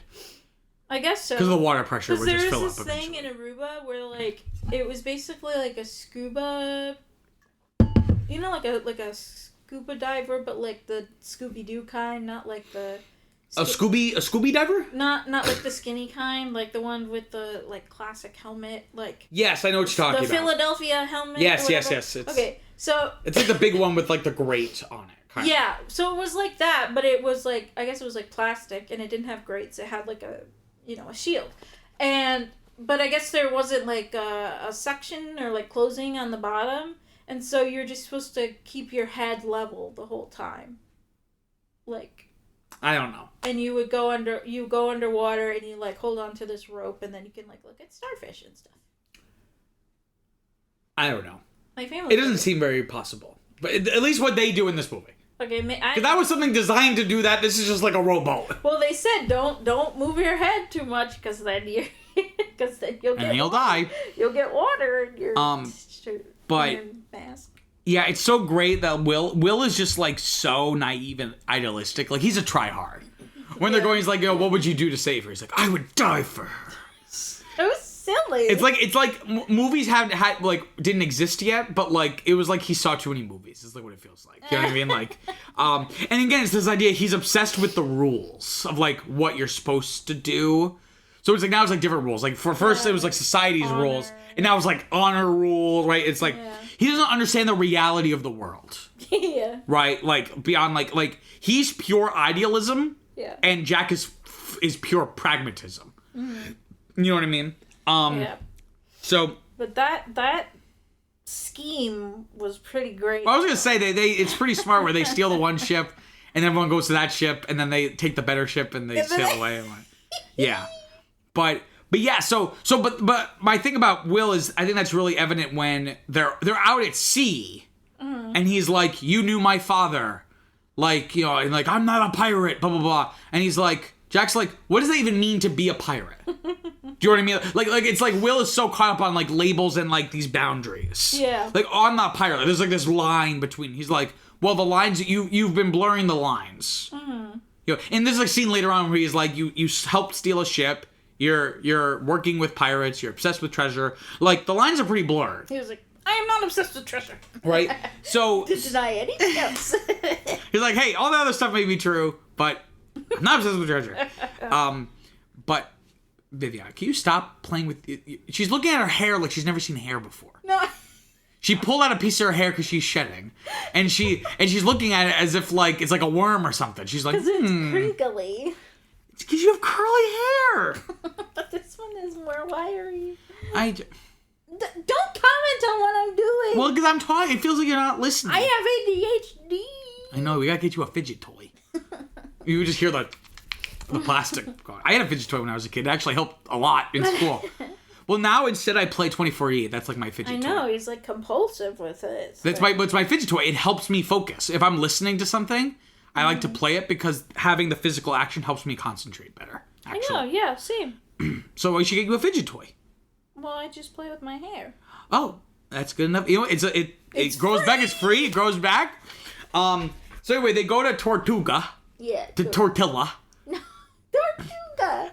And we get to see Gibbs again, who was in the beginning of the movie. So he was part of the. He was probably just a sailor who then eventually stopped being a sailor and became a pirate. I guess so. I always thought I always knew. I don't think anyone starts as a pirate. I think they probably learn their skills as a sailor, and then they're like, hey. A better way to make money more easily is to steal shit. I guess. I mean, I totally forgot that he was ever there in the first place, and so when in the movie at all? No, in the beginning in the Royal Guard, and I was like, I was really confused when the first scene came on because I was like, wait, isn't he a pirate? Like, the fuck? What if he was a spy? Yeah, I guess. A pirate spy. I don't think pirates are that organized. No. Well, when we get to the third one, apparently there's a whole pirate government. What? Right in the third one, I've only seen half of the third one, but there's like a whole like vote where they vote on like the pirate president or something. Like it's so weird. I mean, I guess someone has to make the code. Exactly. I don't know. We'll get to that. But anyway, so Jack brings him on. They're like, we're gonna get a crew. We're gonna go find Barbossa and everything. But he's like, that kid's William Turner. That could be some leverage. And again, we don't know yet, but they know. He knows Bootstrap. They know that they need Will, and he was like, I could potentially use him as a bargaining chip. But Will catches on pretty quick, right? Because later on he references it. Yeah. Later on, he like when he smacks him with the oar and leaves him for dead. He's like, yeah. He's like, I'm not gonna be your leverage or whatever for whatever. Yeah.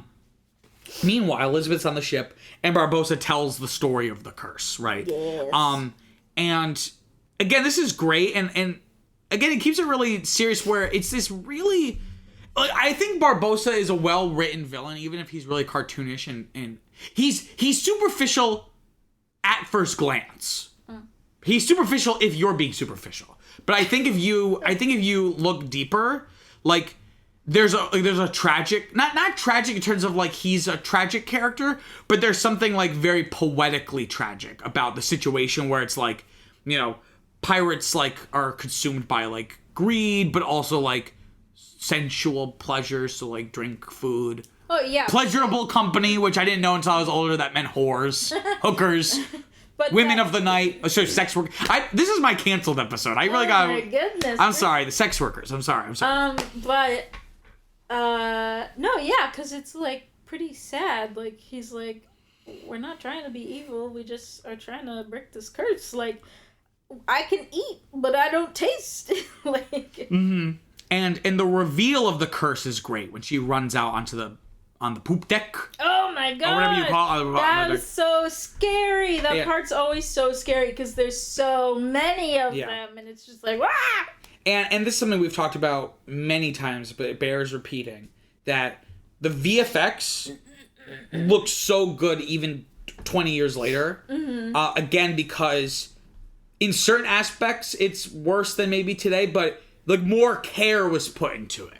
Yeah. Per shot, you know, it wasn't as spread thin. That's why I was commenting on it while we were watching it, because I was like, damn, editing this must have been a bitch. Yeah, so doing all of that. And kudos for all those guys. It helps that the curse, it's built into the storyline that it only happens at night. Because think of it, it was in broad daylight. Broad daylight. Broad daylight. Broad daylight. If it was in broad daylight, it probably wouldn't have looked as good. But they built it into the story that it only happens in the moonlight. So you could kind of do it with like shadows and like partial light, and it helps. It's so weird. It has to be direct moonlight, not even like just nighttime or anything. Like through the clouds. Yeah. There's still light coming through. Yeah. But technically, the moon's light is just the sun's light. That's true. So is it the light hits the moon and a chemical reaction happens with the moon dust? Well, it's just more nighty. Also, what happens when the moon is out during the day, in the morning or the afternoon? No, they didn't. That didn't happen. It never came up. Does that happen in the Caribbean? I don't know. But yeah, so there's that great, like, it's like an iconic movie moment. Like, I feel like this is a secretly iconic movie that, like, if people were listing, like, influential or, like, just, like, Even famous movies. the monkey. Oh, yeah, even the monkey. But can I continue what I was saying? Oh, sure, yeah. Okay, thank you. That, like, this movie, like, has a lot of, like, amazing, iconic moments. And, like, that moment where he's, like, looking into the camera and he's like, you better start believing in ghost stories because you're in one. Oh, and he slowly turns into a skeleton as he steps into the light. Yeah. And then he drinks the wine, and it all comes out of his rib cage. And it's like a great metaphor where it's like the pleasures of the world, like the small things that remind us of being human, just pass right through them. That there's no, like, I think there's something really poetic about it. Like, that isn't overlooked often, I think, when discussing this movie.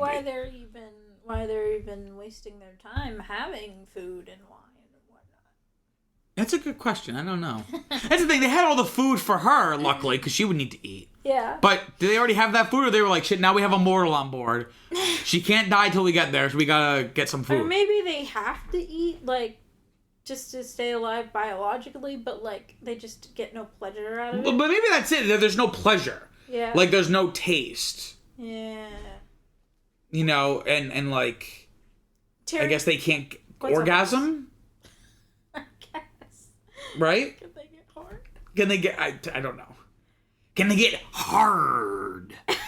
Terry, please answer these questions. Ted and Terry. Ted and Terry. So anyway, so now Jack and Will, they're getting their crew of their own with Gibbs or whatever. And one of them is Zoe Saldana. Yeah. Who, two things. One, her last name really is supposed to be pronounced Saldana because it has the little thingy over the N. She's but Spanish. I believe partially so. And guess where she grew up? Where? Jackson Heights, What? which is where we live. Oh, my frick! Yeah, so she's I think she's Afro-Latina. Oh. So she's black, but she's, you know, like Hispanic too, like. Oh. Or maybe it's not just Spanish. Maybe it's like something else. I don't know. Viviana's she's going to do some research. Go to Wikipedia. Go into early life. It'll tell you the. Well, because. Not if I do it first. Because Saldana sounds very Spanish, right? So it's like. I'm going to beat you. I'm going to beat you. I'm going to beat you right now. Okay, she's from New Jersey. The majority of her early childhood was spent in Jackson Heights. She was raised bilingual. Their father died. Yeah, her mother moved with the children to Dominican Republic. Yeah, so I think she's like Dominican. With regard to her racial identity, there's no one way to be black. I'm black the way I know how to be. With regard to there's no way to be black. Yeah, so Dominican and Puerto Rican. So yeah, so she's Afro-Latina, as they would say. So I'm hip. I'm redeeming myself. I know the terminology. No, I know. It just sounds very Spanish, but I guess. Well, because that's the Latina part. No, but like Spain, Spaniard, Saldana. There's no difference. All the words are from Spain. There's no special Spain. Like Espinosa. There's no special Spanish names that are different than. There's some differences. It's not Martinez. It's not Espinosa. Anyway. I know a Dominican. His last name was. Anyway, they go to the island. It's in the shape of a skull. You cannot tell.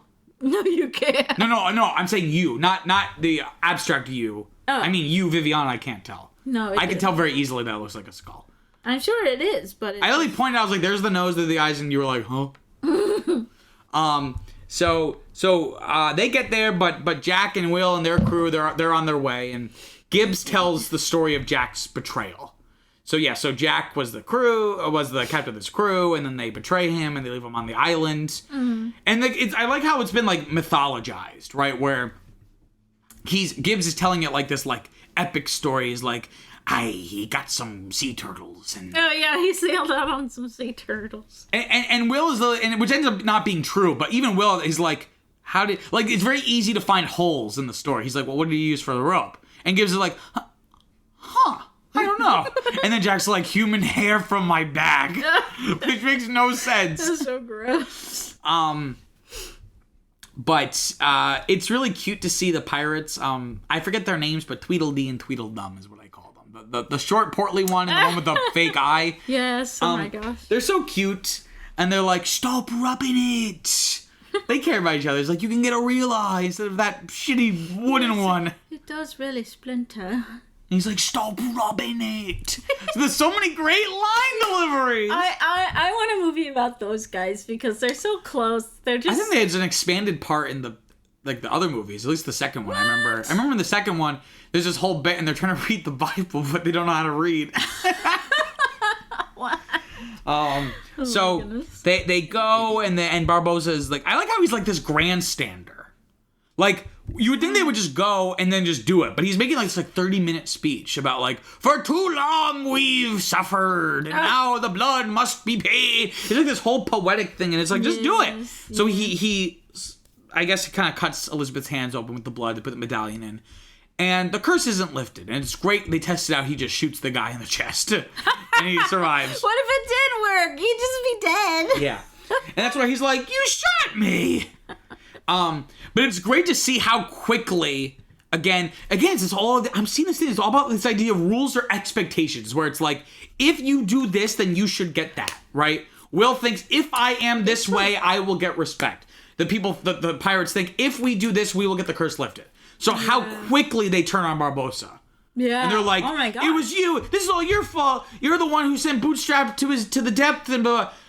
You know, and it's like how quickly they all turn on him, right? Well, luckily he had a son, or else they'd be shit out of luck. I was gonna say, yeah, they're really fortunate. So again, you also get this moment that reminds you of how small and like interconnected this story is, because when Elizabeth gets rescued, she's like, "Oh, Mr. Gibbs from before." Like it's like there's about 15 people in the Caribbean, and they all like I guess they all interact with one another. I guess the British are there, but not a lot of them. But yeah, so Will leaves Jack behind. He just smacks him. And leaves them to die. And he's like, "Oh, I know the crew will leave because apparently there's like the code." Where the code, because they find out that the code is like, no, like any pirate who falls behind is left behind. Yeah. So he's like, okay, well, fuck Jack. We're going to just go escape on our own. How quickly Jack gives up on Will. Gives Will up. He's like, oh, I know whose blood that you need. So he doesn't say who it is. No. But again, not to protect Will, but because if they know, then he has no more leverage, it's right? It's so funny when he's leveraging with Barbosa, and he's like, okay, how about you give me the ship, and I'll leave you on the island, and I'll shout the name at you. Yeah, like... It's like, what? Oh, it's so funny. Yeah, so they kind of have this back and forth. And this is a great moment where he's like, oh, I guess I should thank you, because if you hadn't marooned me and mutiny, then I would be part of this curse same as you. Yeah. And he's like, oh, yeah, isn't that funny? Yeah, fuck you. He does later. So the Black Pearl eventually catches up with the good guys. And they're trying to escape, and again, Elizabeth's really taking like initiative. She's like, "Oh, well, let's go to those shallow waters, and like, because we'll be able to go in there, but they won't be." Like she's like putting strategy into it. Like, yeah, not only is she a nerd, but she's pretty strategic nerd. Yeah, but eventually it doesn't work, so she's just like, "Fuck it, let's Tokyo drift this bitch." Too fast, yeah. So they throw down the anchor on one side, which I guess is like a thing where it's like a very quick turn, right? Yeah. Where it's like I forget there was a name for it. It was like something Hall. I don't know. I forget what it was, but basically they throw the anchor down one side so they quickly spin around and literally people almost fall off the ship. Yeah. It's hilarious. Like, she's like, let go. Because always Donna who's driving, and then it just goes. Yeah, the wheel. Yeah. And again, there's definitely moments we've talked about. There's moments of levity and jokes, but rarely is the humor at the expense of the movie. Yeah. In that, like, I really appreciate that most of this is played completely serious. Yeah. Or it takes itself seriously.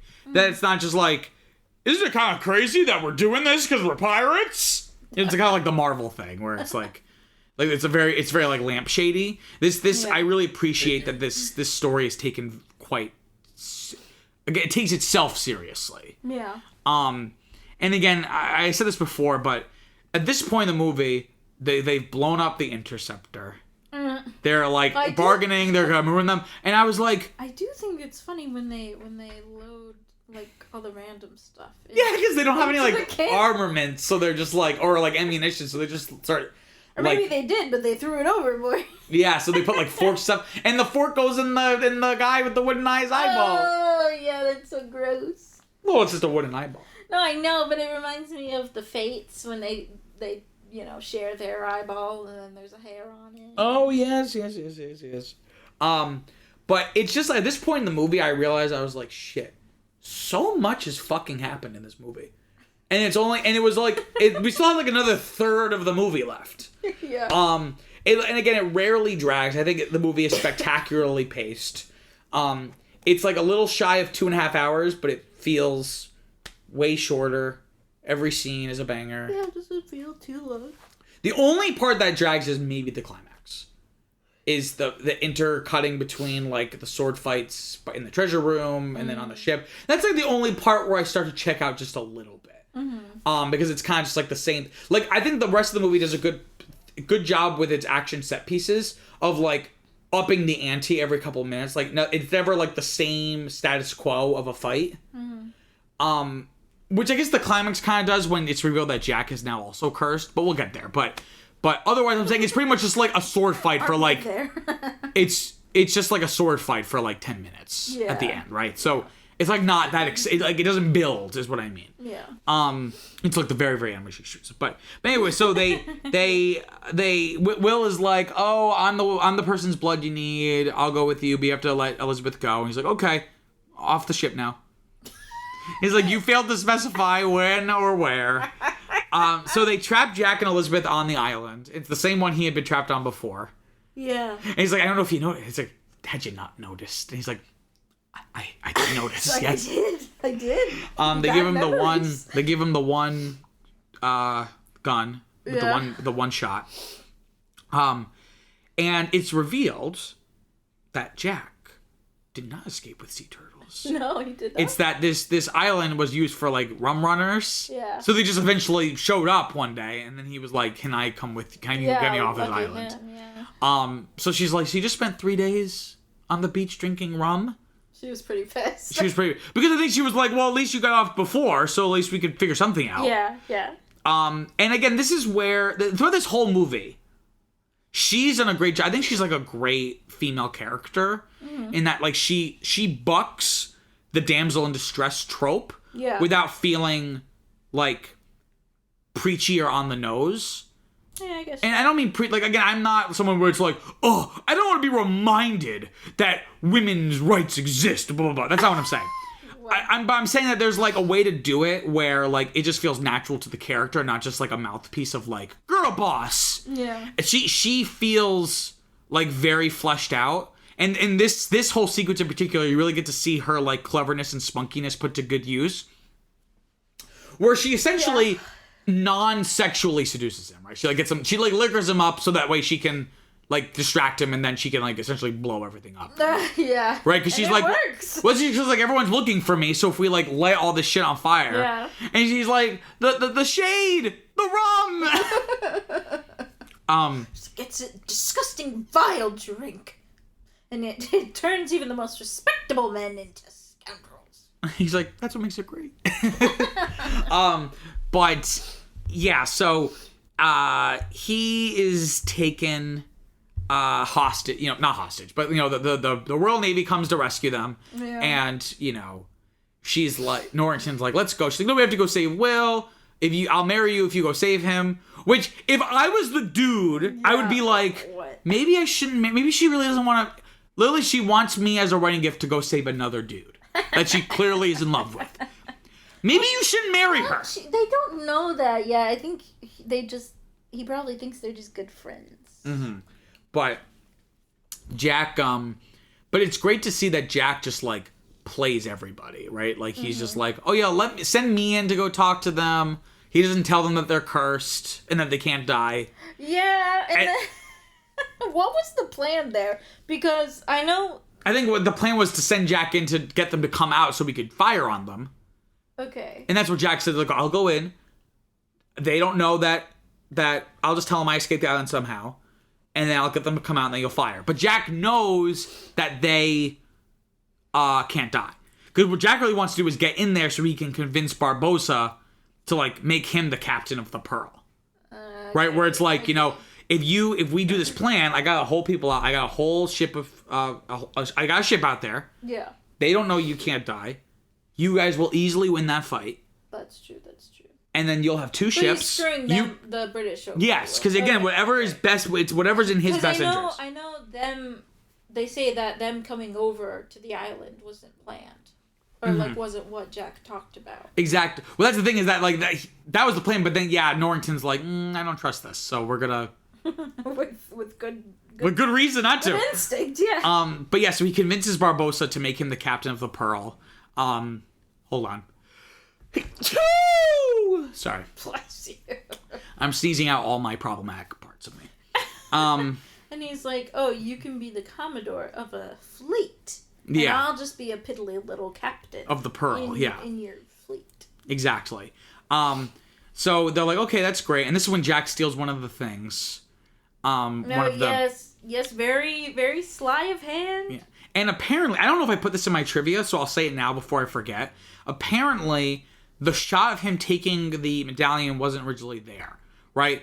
Like, it was, in original cuts of the film, it was ambiguous if, the implication was always that he took it in that moment, right? Yeah.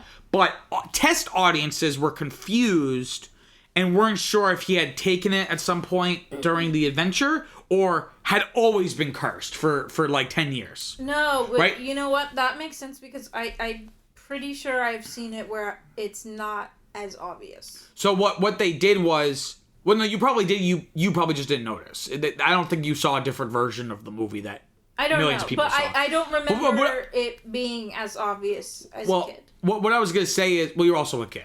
So no, I'm just saying right now, like, after watching it this time, it seemed like very obvious. They were like, look what he's doing. Yeah. So what they did was they didn't have any footage of him taking a thing. So they just, like, reversed a shot of him taking a... putting down a coin to make it seem like he put it up his... Like, they just, like, reversed a shot. Which I thought was kind of a neat workaround. And so they didn't have to go, like, reshoot a scene and spend, like, millions of dollars just for, like, one part.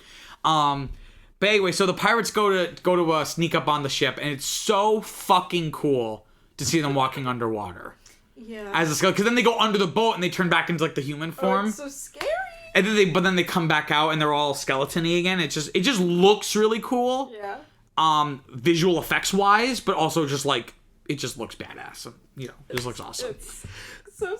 And Elizabeth is kind of held like locked up in a room, like I guess to keep her safe, but she's like, you can't trust Jack, like he's leading you into a trap. Oh yeah. Like they can't die.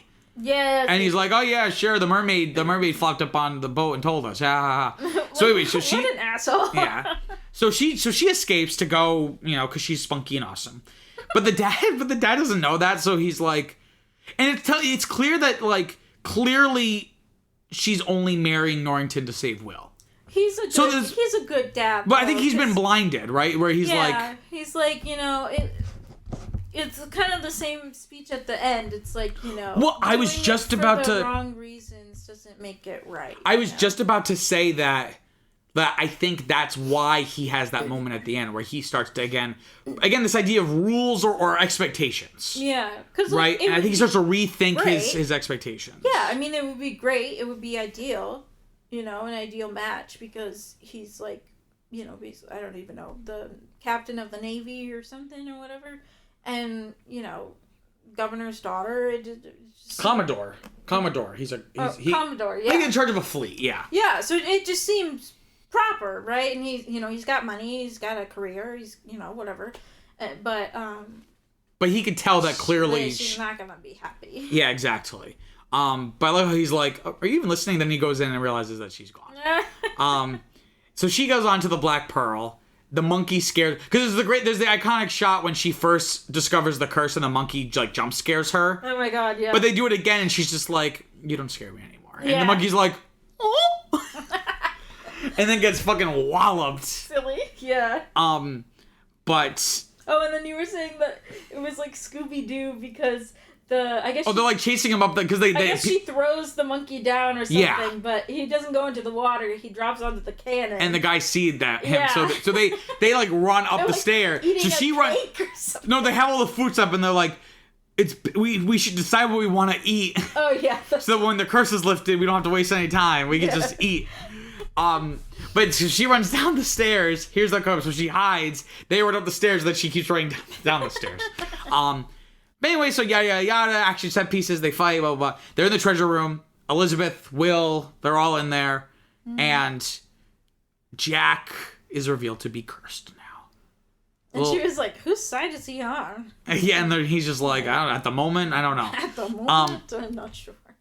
But they all fight, and it's great, and then I'm kind of yada yadaing this end part. Because again, I think this is the only part where the movie kind of drags a little bit for me. But I will say that it is a great moment when they he finally, after 8 years, gets to shoot Barbossa.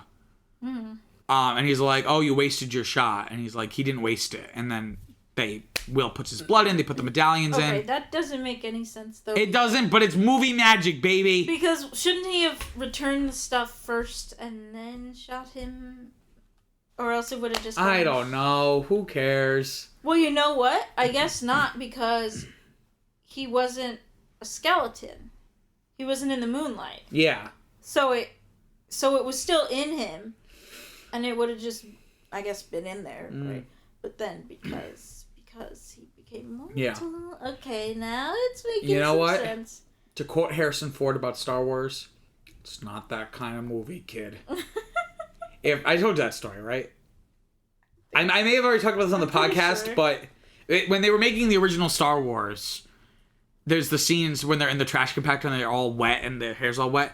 But in the next scene, chronologically, they're all dry. So when they were filming that scene, Mark Hamill turns to Harrison Ford like, wait, if I'm reading the script right, the scene where before this we're in the trash compactor, we're all wet, we're all dry. People are going to go confused. And Harrison Ford turns to him and goes, kid, it's not that kind of movie. If people are worried about that, we're in big trouble. That's how I feel about it's thematically, it's poetically beautiful. And it's sad because he finally gets to feel something. And it's just cold and nothingness. Yeah, you know what I mean? Like, it's like he's been longing to, and there's something sad about it. This look on his face where he's finally. Well, he dropped his apple. I just wanted him to take a bite of an apple. Because that's what he says. He's like, you know what I'm going to do? Eat a whole bushel of apples. Yeah, just like, another great line delivery. It's such a simple thing, you know? I gotta figure out what the intro. Well, I mean, if you're listening to this episode, you know what my intro audio clip was from the movie. You know, I like to put the little audio. Yes. I don't know what it's gonna be as of right now, but if you're listening to this, you already heard it. You already know. So many you know more than me. You know There's more than so me. many options. But yeah, I love how the Black Pearl crew just leave them. Because they have the pearl, and Elizabeth's like, we have to go rescue Will and Jack. Okay, let's go. And they're like, why would we do that? We have the pearl. No, yeah. He owes us a ship. Because again, it's this idea of like, well, those are like the rules, like whatever. And she's like, they're just guidelines, which is Barbossa's line, right?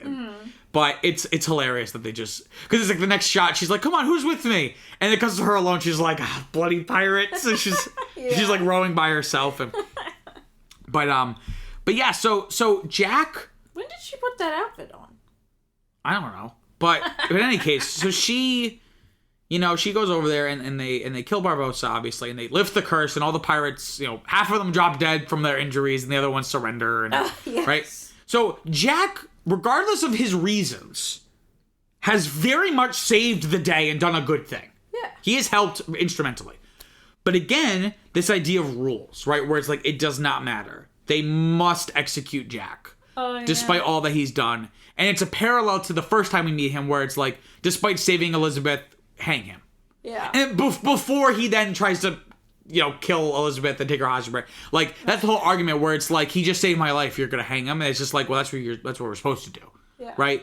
And there's this moment where it's like, you know, oh, you know, I'm sorry the Black Pearl crew left you. Yeah. And there's like this moment of like, oh, just like resigned acceptance where he's just like, you know, they did right by them. Like, that's all they can do. Yeah. They can't expect them to do any more than what's right by them. Yeah. Right? But Will is like, fuck this shit. So at Jack's execution, dressed like a musketeer. He is dressed like a musketeer. He saves Jack. And again, this is where... Oh, that's so funny when he's trying to balance on that tiny ass sword. Yeah. It's like barely in his reach. Like, But it's a great callback to the scene where they first fought. Yeah. Because he threw the sword to kind of clog up the door. Yeah. And he does the same thing for the gallows. So it's kind of like a callback. Yeah. But in the first way... he was going to do the rope, but I guess not. No. And this is where you get to see again... Will's arc is that he not only has learned to like embrace his like tenacity, but again this larger theme that I feel like a broken record, but I'm just impressed with my own analysis here because I've seen this movie a bajillion times. I've never thought of this. That Will is really breaking down these like black and white ways of viewing the world, where he's like he's a pirate, like oh wait he's a pirate. He's like yes he's a pirate and a good man. Yeah, and they're not mutually exclusive. Yeah, but now he has like a community or like support because he doesn't go off to become a pirate. It's not about him now. He's a pirate. But he sees the macaw or like the parrot or whatever, and then he's like, oh, you know, the crew is around, like, you know, they've got my back basically. That we're here to rescue you. Yeah. But yeah. So they let Jack escape. Norrington, the governor, kind of like okay, fine, we'll give you a head day start, whatever. Because then it's not as vain or as it's more impactful, because when he first was like bucking the system it was just him, right? But now he's got like a whole gang. Exactly. That's a great observation. Like there's this parallel between when he's like that's not good enough, and now it's like because that was just like blind, like he doesn't even know what to do with himself, whereas now it's like I know exactly what I have to do. I have to stand here between. That's a great line where he's like I know my place, it's between you and Jack. Yeah. Right? I felt that, you know, as being a mixed person, it's like you're, you know, that's your place is in between two worlds. It's like, you know, because he knows the high society or whatever, not, I guess not high society, but regular British society or whatever. But he's also like knows the freeness of just being a dude on the sea. You know. Stealing or not stealing, I don't know. Do you have to steal to be a pirate, or do you know, like, do you have to... I think they buy stuff sometimes. I mean, that's the definition of piracy. No, I know, but they probably buy... They do buy stuff occasionally. At least they... With the money that they steal. They buy sex. Yeah. At least... Supporting a thriving economy in Tortuga. Yes, they're trying to support the ladies. Sure. But Elizabeth is like, no, I love Will, actually. And Norrington accepts it. And he's like... Do you now? Do you now? Yeah. But anyway, so the Jack gets rescued by the Pearl. They got there, and Zoe Saldana, I'm sorry. He owes you a ship. You the captain! Oh, yeah. You should be the captain! And she's like, the Black Pearl's yours. Yeah, because every ship he's promised her has got destroyed. Yeah. He's like, that ship. And that's the movie. Ta-da! That's, let's do some trivia. Oh, well then at the end, he's like, yo, ho, ho. He says, drink up me. He says, and really bad eggs. And really bad eggs. And really bad eggs. There's the show Frasier. The theme song is like something like salad and scrambled eggs. What? I don't know why that's the theme song, but I'm thinking salad and really bad eggs. Let's do some trivia. Okay. I have a lot here actually, Okay. but some of it's not a lot of super funnies, but stuff that's interesting about the film, the production, the writing, the development of the world, and the story stuff. Clothing and smears of charcoal were used to conceal Johnny Depp's numerous tattoos. The Jack Sparrow tattoo on his arm in the movie is a fake, but he got a real replica after finishing the film in honor of his son, Jack. Oh, is that the one with the sun and the sparrow? Yeah, exactly. Okay. Johnny Depp wore contact lenses which served as sunglasses, so he wouldn't be squinting in the sun all the time. Oh, they can do that? Mm-hmm. I need some sunglass contacts. I noticed that you're looking at the computer as I say it, which means you're reading the trivia before I say it. The fun of it is that you don't know what I'm going to say. Okay. I'm going to stop putting it in there. No. Okay. Keira Knightley claims she was so sure she was going to get fired after a few days of work on the film, she only packed a few things to go with her to start filming. I don't understand, because she's like one of the best parts of the movie.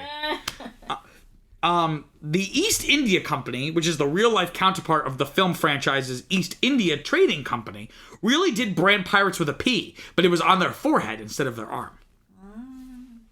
The East India Company was like the first like modern version of capitalism, basically. I know the East India Trading Company. Well, you don't because it doesn't exist. The East India Company.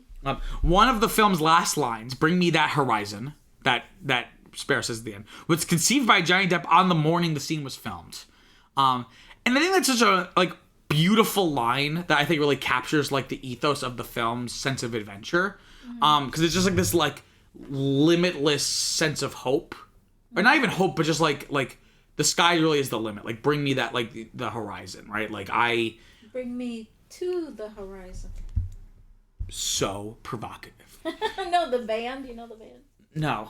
Actually, you know what? I think I read they got that from this movie. Yeah. They got the inspiration for the name for their band from that line from Pirates of the Caribbean. I believe. I thought it might be the other way around. No. I don't think they would be referencing a random band in this 17th century set movie. Originally, Johnny Depp wanted Jack Sparrow to have no nose and be afraid of silly things like pepper and the common cold. Disney rejected the idea. Why would that be necessary? I don't know. He just wanted it to be weird. Robert De Niro was offered the role of Captain Jack Sparrow, but declined. What? But he declined, thinking that the movie wouldn't do well at the box office, as many other pirate movies had failed. Like they hadn't done well at the box office in the past. He was proven wrong. Well, that would have just been a silly Captain Sparrow. Industrial light and magic designers scanned turkey jerky to create the effect of decomposing skin when the pirates turn into their skeletal forms. Viviana loves jerky, but she likes beef jerky. Yeah. During the scene where Elizabeth Swann falls into the ocean, activating the coin around her neck, the clouds in the sky, I did not know this, because this is kind of like my version of the island, I can't see it. The clouds in the sky form an outstretched, grasping hand coming towards the island. I've never noticed that. What? I know they got dark, it got stormy. I never knew that. I didn't see no hand. Yeah. All right, now it's time to talk about Keira Knightley's breasts. Keira Knightley, who has described her 32A breasts as, quote, pecs, has confessed that her busty transformation is all down to makeup, with her breasts spilling over the tight corsets she wore in the role. It was all an illusion made possible by the film studio art of, quote, bosom makeup. It is a skill from Hollywood's golden age that fell out of favor with the advent of silicone enhancement. Miss Knightley said, quote, "They painted my tits on me for the films, which is extraordinary because it's kind of a dying art form. In the past, they used to have whole sections of the studios devoted to bosom makeup, and I loved it. Completely loved it. Because it was the first time in my life I had big tits, and I didn't even need surgery." End quote. She said the process of creating the cleavage took 45 minutes every morning before filming started. A makeup artist would apply a slightly darker shade of base makeup between Miss Knightley's own breasts to create a shadow to increase the, quote, cleavage effect. So it made it seem like there was like a bigger shadow than there was. She also revealed on a talk show that her roles involved constantly wearing cookies or push-up padding alongside the contour to make her chest appear, quote, like there's something there. Yeah, she is somewhat bare-chested a bit, flat-chested. Oh, Keira. But they dupe you with that bosom makeup, which apparently is a whole thing. Returning from a night shoot on one of the Caribbean islands, Keira Knightley's boat struck a reef and went down. The only people were Knightley, her mother, Charmaine McDonald, and the boat's skipper, all of whom escaped unharmed and were rescued within a few hours. However, the incident ultimately determined that the rest of the island night shoots would be filmed in a studio rather than on location. Which I thought was kind of interesting. So they could have almost died. Oh, wow. And her mom was down there with her? Well, I think because she was so young, her mom was there like every day of the shoot. Oh, okay. Nice. In an attempt to ward off the seasickness that struck the rest of the cast and crew, Keira Knightley took a travel sickness pill and fell asleep instead. Yeah, me. Viviana gets very seasick, so she has to take she has to take the pills the day before. Yeah, to get ready. Because apparently, because Dramamine makes you really sleepy. So I guess what you're supposed to do is start taking it maybe a day beforehand to kind of acclimate to it, and then it'll just kind of you take more the day of, and then you're accustomed to it a little bit. But I didn't know that, and so I was just I had my eyeballs half open. I was like, Yeah. I took a You're nap. basically just sedated. I took a nap on a bench. On the Staten Island Ferry? No. Oh. When I was in Capri, Oh. it's literally one of the nicest places on earth, and I was like taking a nap on a bench because I couldn't keep my eyes open. Ladies and gentlemen, sometimes when Viviana laughs, it reminds me of that Vine where the girl's like, not to be racist, but Asian people? Zoe Saldana did not enjoy her time on this film. She said, quote, those weren't the right people for me. I'm not talking about the cast. The cast was great. I'm talking about the political stuff that went on behind closed doors. It was a lot of above the line versus below the line, extras versus actors, producers versus PAs. It was very elitist. I almost quit the business. I was 23 years old and I was like, fuck this. I'm never putting myself in this situation again. People disrespect me because they look at my number on a call sheet and they think I'm not important. Fuck you. So I didn't know that. I guess there was a lot of like kind of just like hierarchy, like toxic hierarchy. You know, like again, obviously a producer's so important, but just treating like PAs like shit, extras like shit. Which is like, so weird because the whole movie is about. It's all about how many times have people at the Academy Awards they thank the little people. Yes.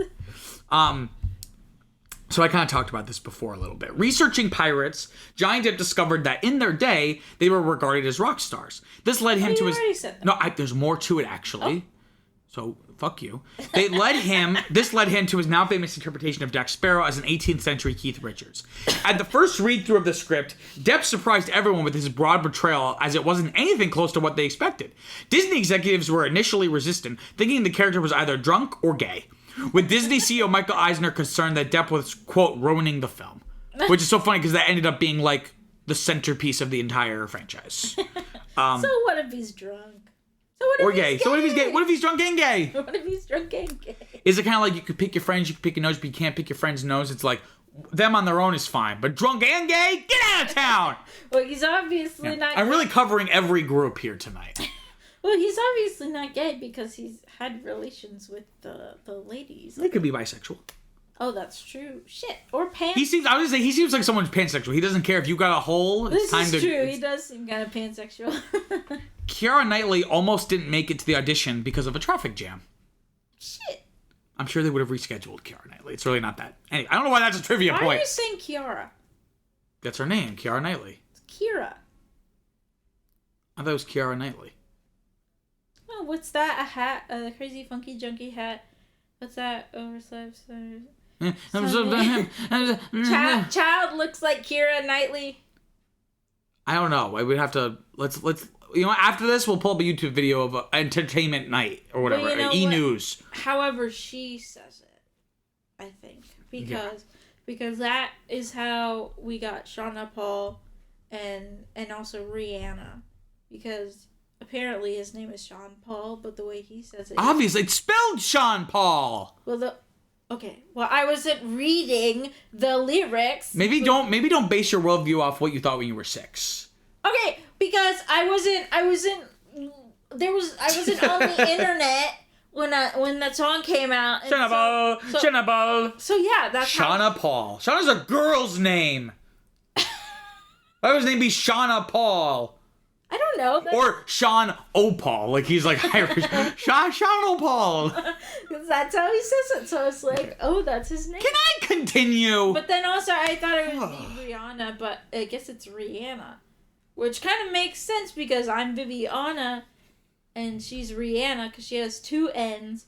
And also, I guess my sister's technically Brianna. I don't think there's a rule. I think it's just... No, there is. There's like... Says who? What authorities? I don't know. Like, I thought it was Giles, but apparently it's Giles? Giles? Are you talking about Giles Corey from The Crucible?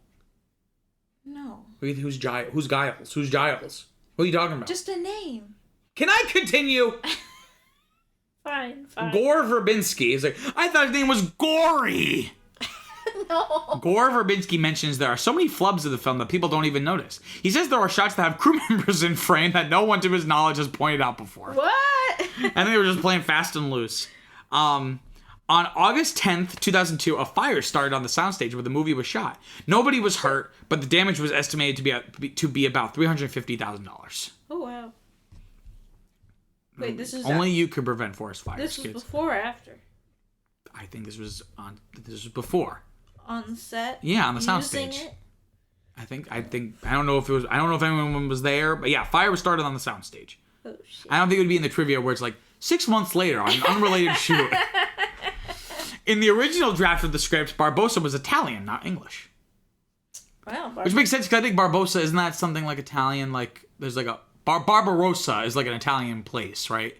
And that's like what the inspiration for the name is, Barbossa. Sounds Italian. The first shot of the movie, the shot of the ship coming out of the fog, like when the little girl's singing, is really... I didn't know this, and I don't understand what they mean by this. That shot is actually 5 shots cut together to appear seamless. It was all shot early in the shooting schedule, but it wasn't finished until 2 days before the film's release date. I think because they have like the big... Because I think they used a lot of miniatures. They did have some real big ships, but for some certain shots, I think they used a lot of miniatures. So it's probably a shot of fog and then a different shot of the miniature of the ship, and then they kind of seamlessly combined it. Yeah, with, so like, just like layering, right? I think they did like a lot of layering and compositing. Okay. So, the first... Oh, I already said that. So, this one's hilarious. Jimmy Buffett was offered a role as a pirate, but had to decline due to previous engagements. What? I guess he was in Margaritaville. They were just trying to get everyone. And then he wasn't supposed to play Jack. He was just supposed to play like a pirate. No, like a I know, pirate. but like from De Niro to Jimmy Buffett. And then last, but this one's a great last one to end.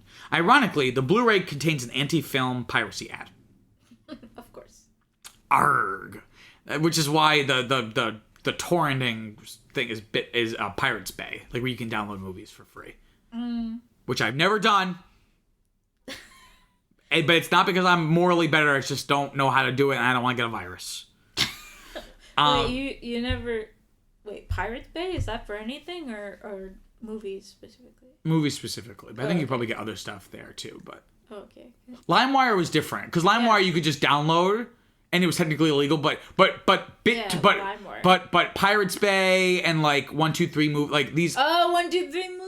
Or maybe something else like that. Like these are things like you need like special like servers. Like it's not as simple as just going there and downloading it. Like LimeWire, you would just search something and download it. No, yeah. Whereas Pirates Bay, you need to set it up. Like you need to set up like your computer's IP. It's like a whole thing. No. In order to do That's it. Too much. Exactly. That's what I'm saying. It's more involved. Okay, so let's talk about the critical reception. Okay. We're almost done. This is one of our longer ones. So we're over 2 hours at this point. Oh my gosh. Well, because we had a lot of silliness at the beginning. I thought we were gonna... Well, you're gonna cut it. Some of it, right? No. The only parts I make are the problematic parts. If you're listening to this and I cut them and you're asking what problematic parts, that's why. But you could cut this part. That was the fun of that. No, I'm gonna leave that perfect. No. So Rotten Tomatoes, the contemporary reception at the time. So it has an 80% on Rotten Tomatoes, which I think is pretty good. Here's like the critical consensus is, quote, "It may leave you exhausted like the theme park ride that inspired it." That theme park ride is a slow ride. It's not. I don't know why that would. However, you'll have a good time when it's over. I don't like that consensus at all. I don't think that's accurate at all. Emotionally, like the scary but also funny. I don't know what that's supposed to mean. I don't know. But I was very if you just look purely at scores, of all the films we've watched so far, not counting this one, my favorite was X2 when we did X-Men. And that was not as beloved as people don't feel the same way about it that I do. I think on Letterboxd it had like a 3.3 or 4 out of 5. Like it was pretty low. This has a 3.9 out of 5 on Letterboxd. Nice. And I was like, that's appropriate. I'm glad that it has the appreciation that it deserves. Both films came out in 2003, mind you, actually, now that I think about it. So people, I don't know if it's just because millennials and Gen Z are mostly on Letterboxd and we all have a soft spot for this movie, but so people seem to really like it, especially in retrospect. I guess also in contrast with the other ones where it just became like decreasing quality. And you see that with the Rotten Tomatoes and Letterboxd scores, that like the scores steadily decline. Like, it's all downhill from here. Each movie gets worse than the last. Really? From my understanding. Even with the upping of ante? Well, yeah, because I think because the story gets a little bit more muddled, it's not as engaging, and again, I'm just going off of that mathematical. We'll come up to our own conclusions, That's true. but just an initial glance at the numbers, each one is worse than the last. Yeah. So Viviana, favorite part: scene, character, actor, line. Oh shit! You go first. You will speak when spoken to. No, that's not it, but that's one of my favorite. No, I mean, there's just so many things I love about this movie. And I think this is kind of broad, but... I don't know, like... I think this is kind of broad, but I'm going to do it anyway because it's our podcast. We can do whatever the fuck we want. Is, like, I really appreciate the world building. And I don't even mean, like, the mythology, which the other films get a lot more into. By world building, I mean, like... I think they just do a good job in literally just in the dialogue, just like in the bare bones, like micro level of creating dialogue and character interactions that suggest a larger world, suggest a history and backstory for these characters that kind of gets like your imagination going. Whereas I think like they did write some books like fleshing out Jack's backstory. Oh really? I kind of don't want to know. Like that's like the fun of it. It's kind of like the thing with the Star Wars movies, like until the prequels came out, like there was people want to know, like, well, how did Anakin become Darth Vader? But there was something pleasurable about like you kind of like everyone kind of has their own idea of it in their head, and so I think that's what I'm gonna go with is like that idea that it does a really good job of suggesting a world beyond the frame, if that makes sense. Yeah. So what about you? I would also. Hello, puppet. I would also agree with the script, just because it's sharp. You're not piggybacking off me. No, it's just sharp and quippy, and I did enjoy that. As I stated previously, before you said anything about it, so I'm not piggybacking.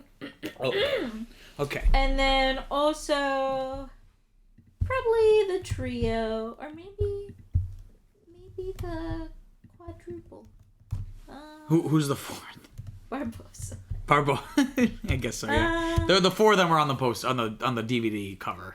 Oh, they are. Yeah, it's the four of them. I think they all have pretty good chemistry and bounce off one another well. Yeah. Will is definitely the weakest of those four. Oh really? No, that's my opinion. It's not. Oh. You make it sound like I said a fact. I'm just saying that's my opinion. That of the four of them, Orlando Bloom's performance is probably the weakest of those four people. Like this is being memorable, but his role is to be just like the try-hard, like idealistic, like hero. Yeah. And again, this viewing, I found a lot more. Again, this larger kind of idea about rules and expectations and frameworks and structures. I've never thought about this. It totally helps talking about. Right. That's what this podcast is all about, baby. I know. Then you get conclusions like you know. Exactly. Yeah. Thought of before. Well, because I'm trying to watch this and I was like, why do I like this more than Indiana Jones? And I think it's because this is about something a little bit more. I wouldn't say it's super thematically rich, but again, like I suppose Indiana Jones, where it's like I was like grasping for straws about this idea of like the pleasure of discovery and like all these things. And okay, so we don't need to do rankings because this is only the first one. So Number one. But what would you give it 1 out of 10? I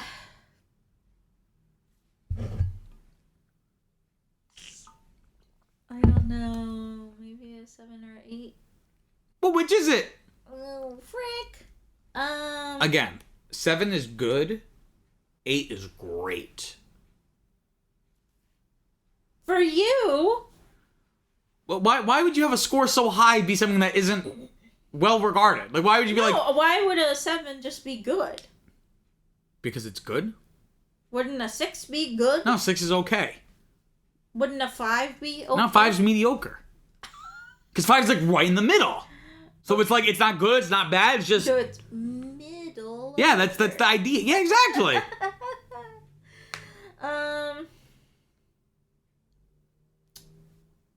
My mind... Ma'am. My heart is telling me 7, but my mind is telling me 8. Well, you gotta go with your heart. Oh, okay. But I'm not saying that because that's what the score. I'm just saying there's, regardless of what the head and the heart are saying, I feel like you just have to go with your gut, your heart. You know. Well, I guess my only hesitation is like, I think it's really great, but like it's not something that I would just like, oh, it's Friday night, let me just like pop this in. Like, I don't know. And then okay, 7. You're not deciding where to go to college. It's just. Okay, 7 tentatively. 7 definitely. Okay. No, 7 asterisk. I'm not putting an asterisk. I am giving this film an 8 out of 10. It is one of my favorite movies. Easily, it's great. That's right. 8 is great. It rhymes. Of course, the 8 would mean great. Well, what's 7? Well, what's a 6? Are you just going down the whole scale? Okay. So I'm giving it an 8. I think it's nostalgically and subjectively, it's one of my favorites. But I think it is like a great. Even if you have never seen this before, I think someone would like if you found someone who had never seen this movie before and you showed it to them. I think they would really enjoy it. Again, not just for the fun, but also I think there's good filmmaking going on. Mm-hmm. I remember when we watched Mouse Hunt for the first time. And all joking aside, Mouse Hunt's like a good movie. It's not like this amazing movie, but it's pretty good. It's fun. It's pretty funny. And I remember watching it. I remember being like, it's nothing out of the park, but like there's a pretty good direction here. Mm-hmm. I wonder who directed it. And then I looked it up and then realized it was the director of Pirates of the Caribbean. And I was like, it makes so much sense. So like, I think there's good direction here. I think there's like everyone. It shouldn't have worked as we saw with Haunted Mansion and Care Bears, the Country Bears. It like clearly there was something, and also this era of Disney, like this should not have worked, but it was like a bunch of accidents. Like if like so many things, like the stars had to align in order to make this movie amazing, but they did align, and it's just I think it's just great. No, you can't change your score. Yeah. Your heart was 7. No, change it to 8. I think I was being too harsh because I do think it is really great, but I don't know. Nah. People, it's pretty good. Yeah. So final answer: 7 or 8? 8. 8? Okay. Alrighty then, that's it for my back hurts like a motherfucker, so I gotta go stretch it out or something. That's it for this week's episode of Now That's What I Call a Franchise. If you didn't know, that's the name of the show. Next week we'll be watching the next film in the franchise, the 2006 film Pirates of the Caribbean: Dead Man's Chest. Viviana, where can they find us? Oh my frick. You guys can find us wherever you get your podcasts, and don't forget to follow us on Facebook, Instagram, and Twitter at Franchise Podcast. We know you have many podcasting options, and we thank you for choosing us. Peace out, guys. Later.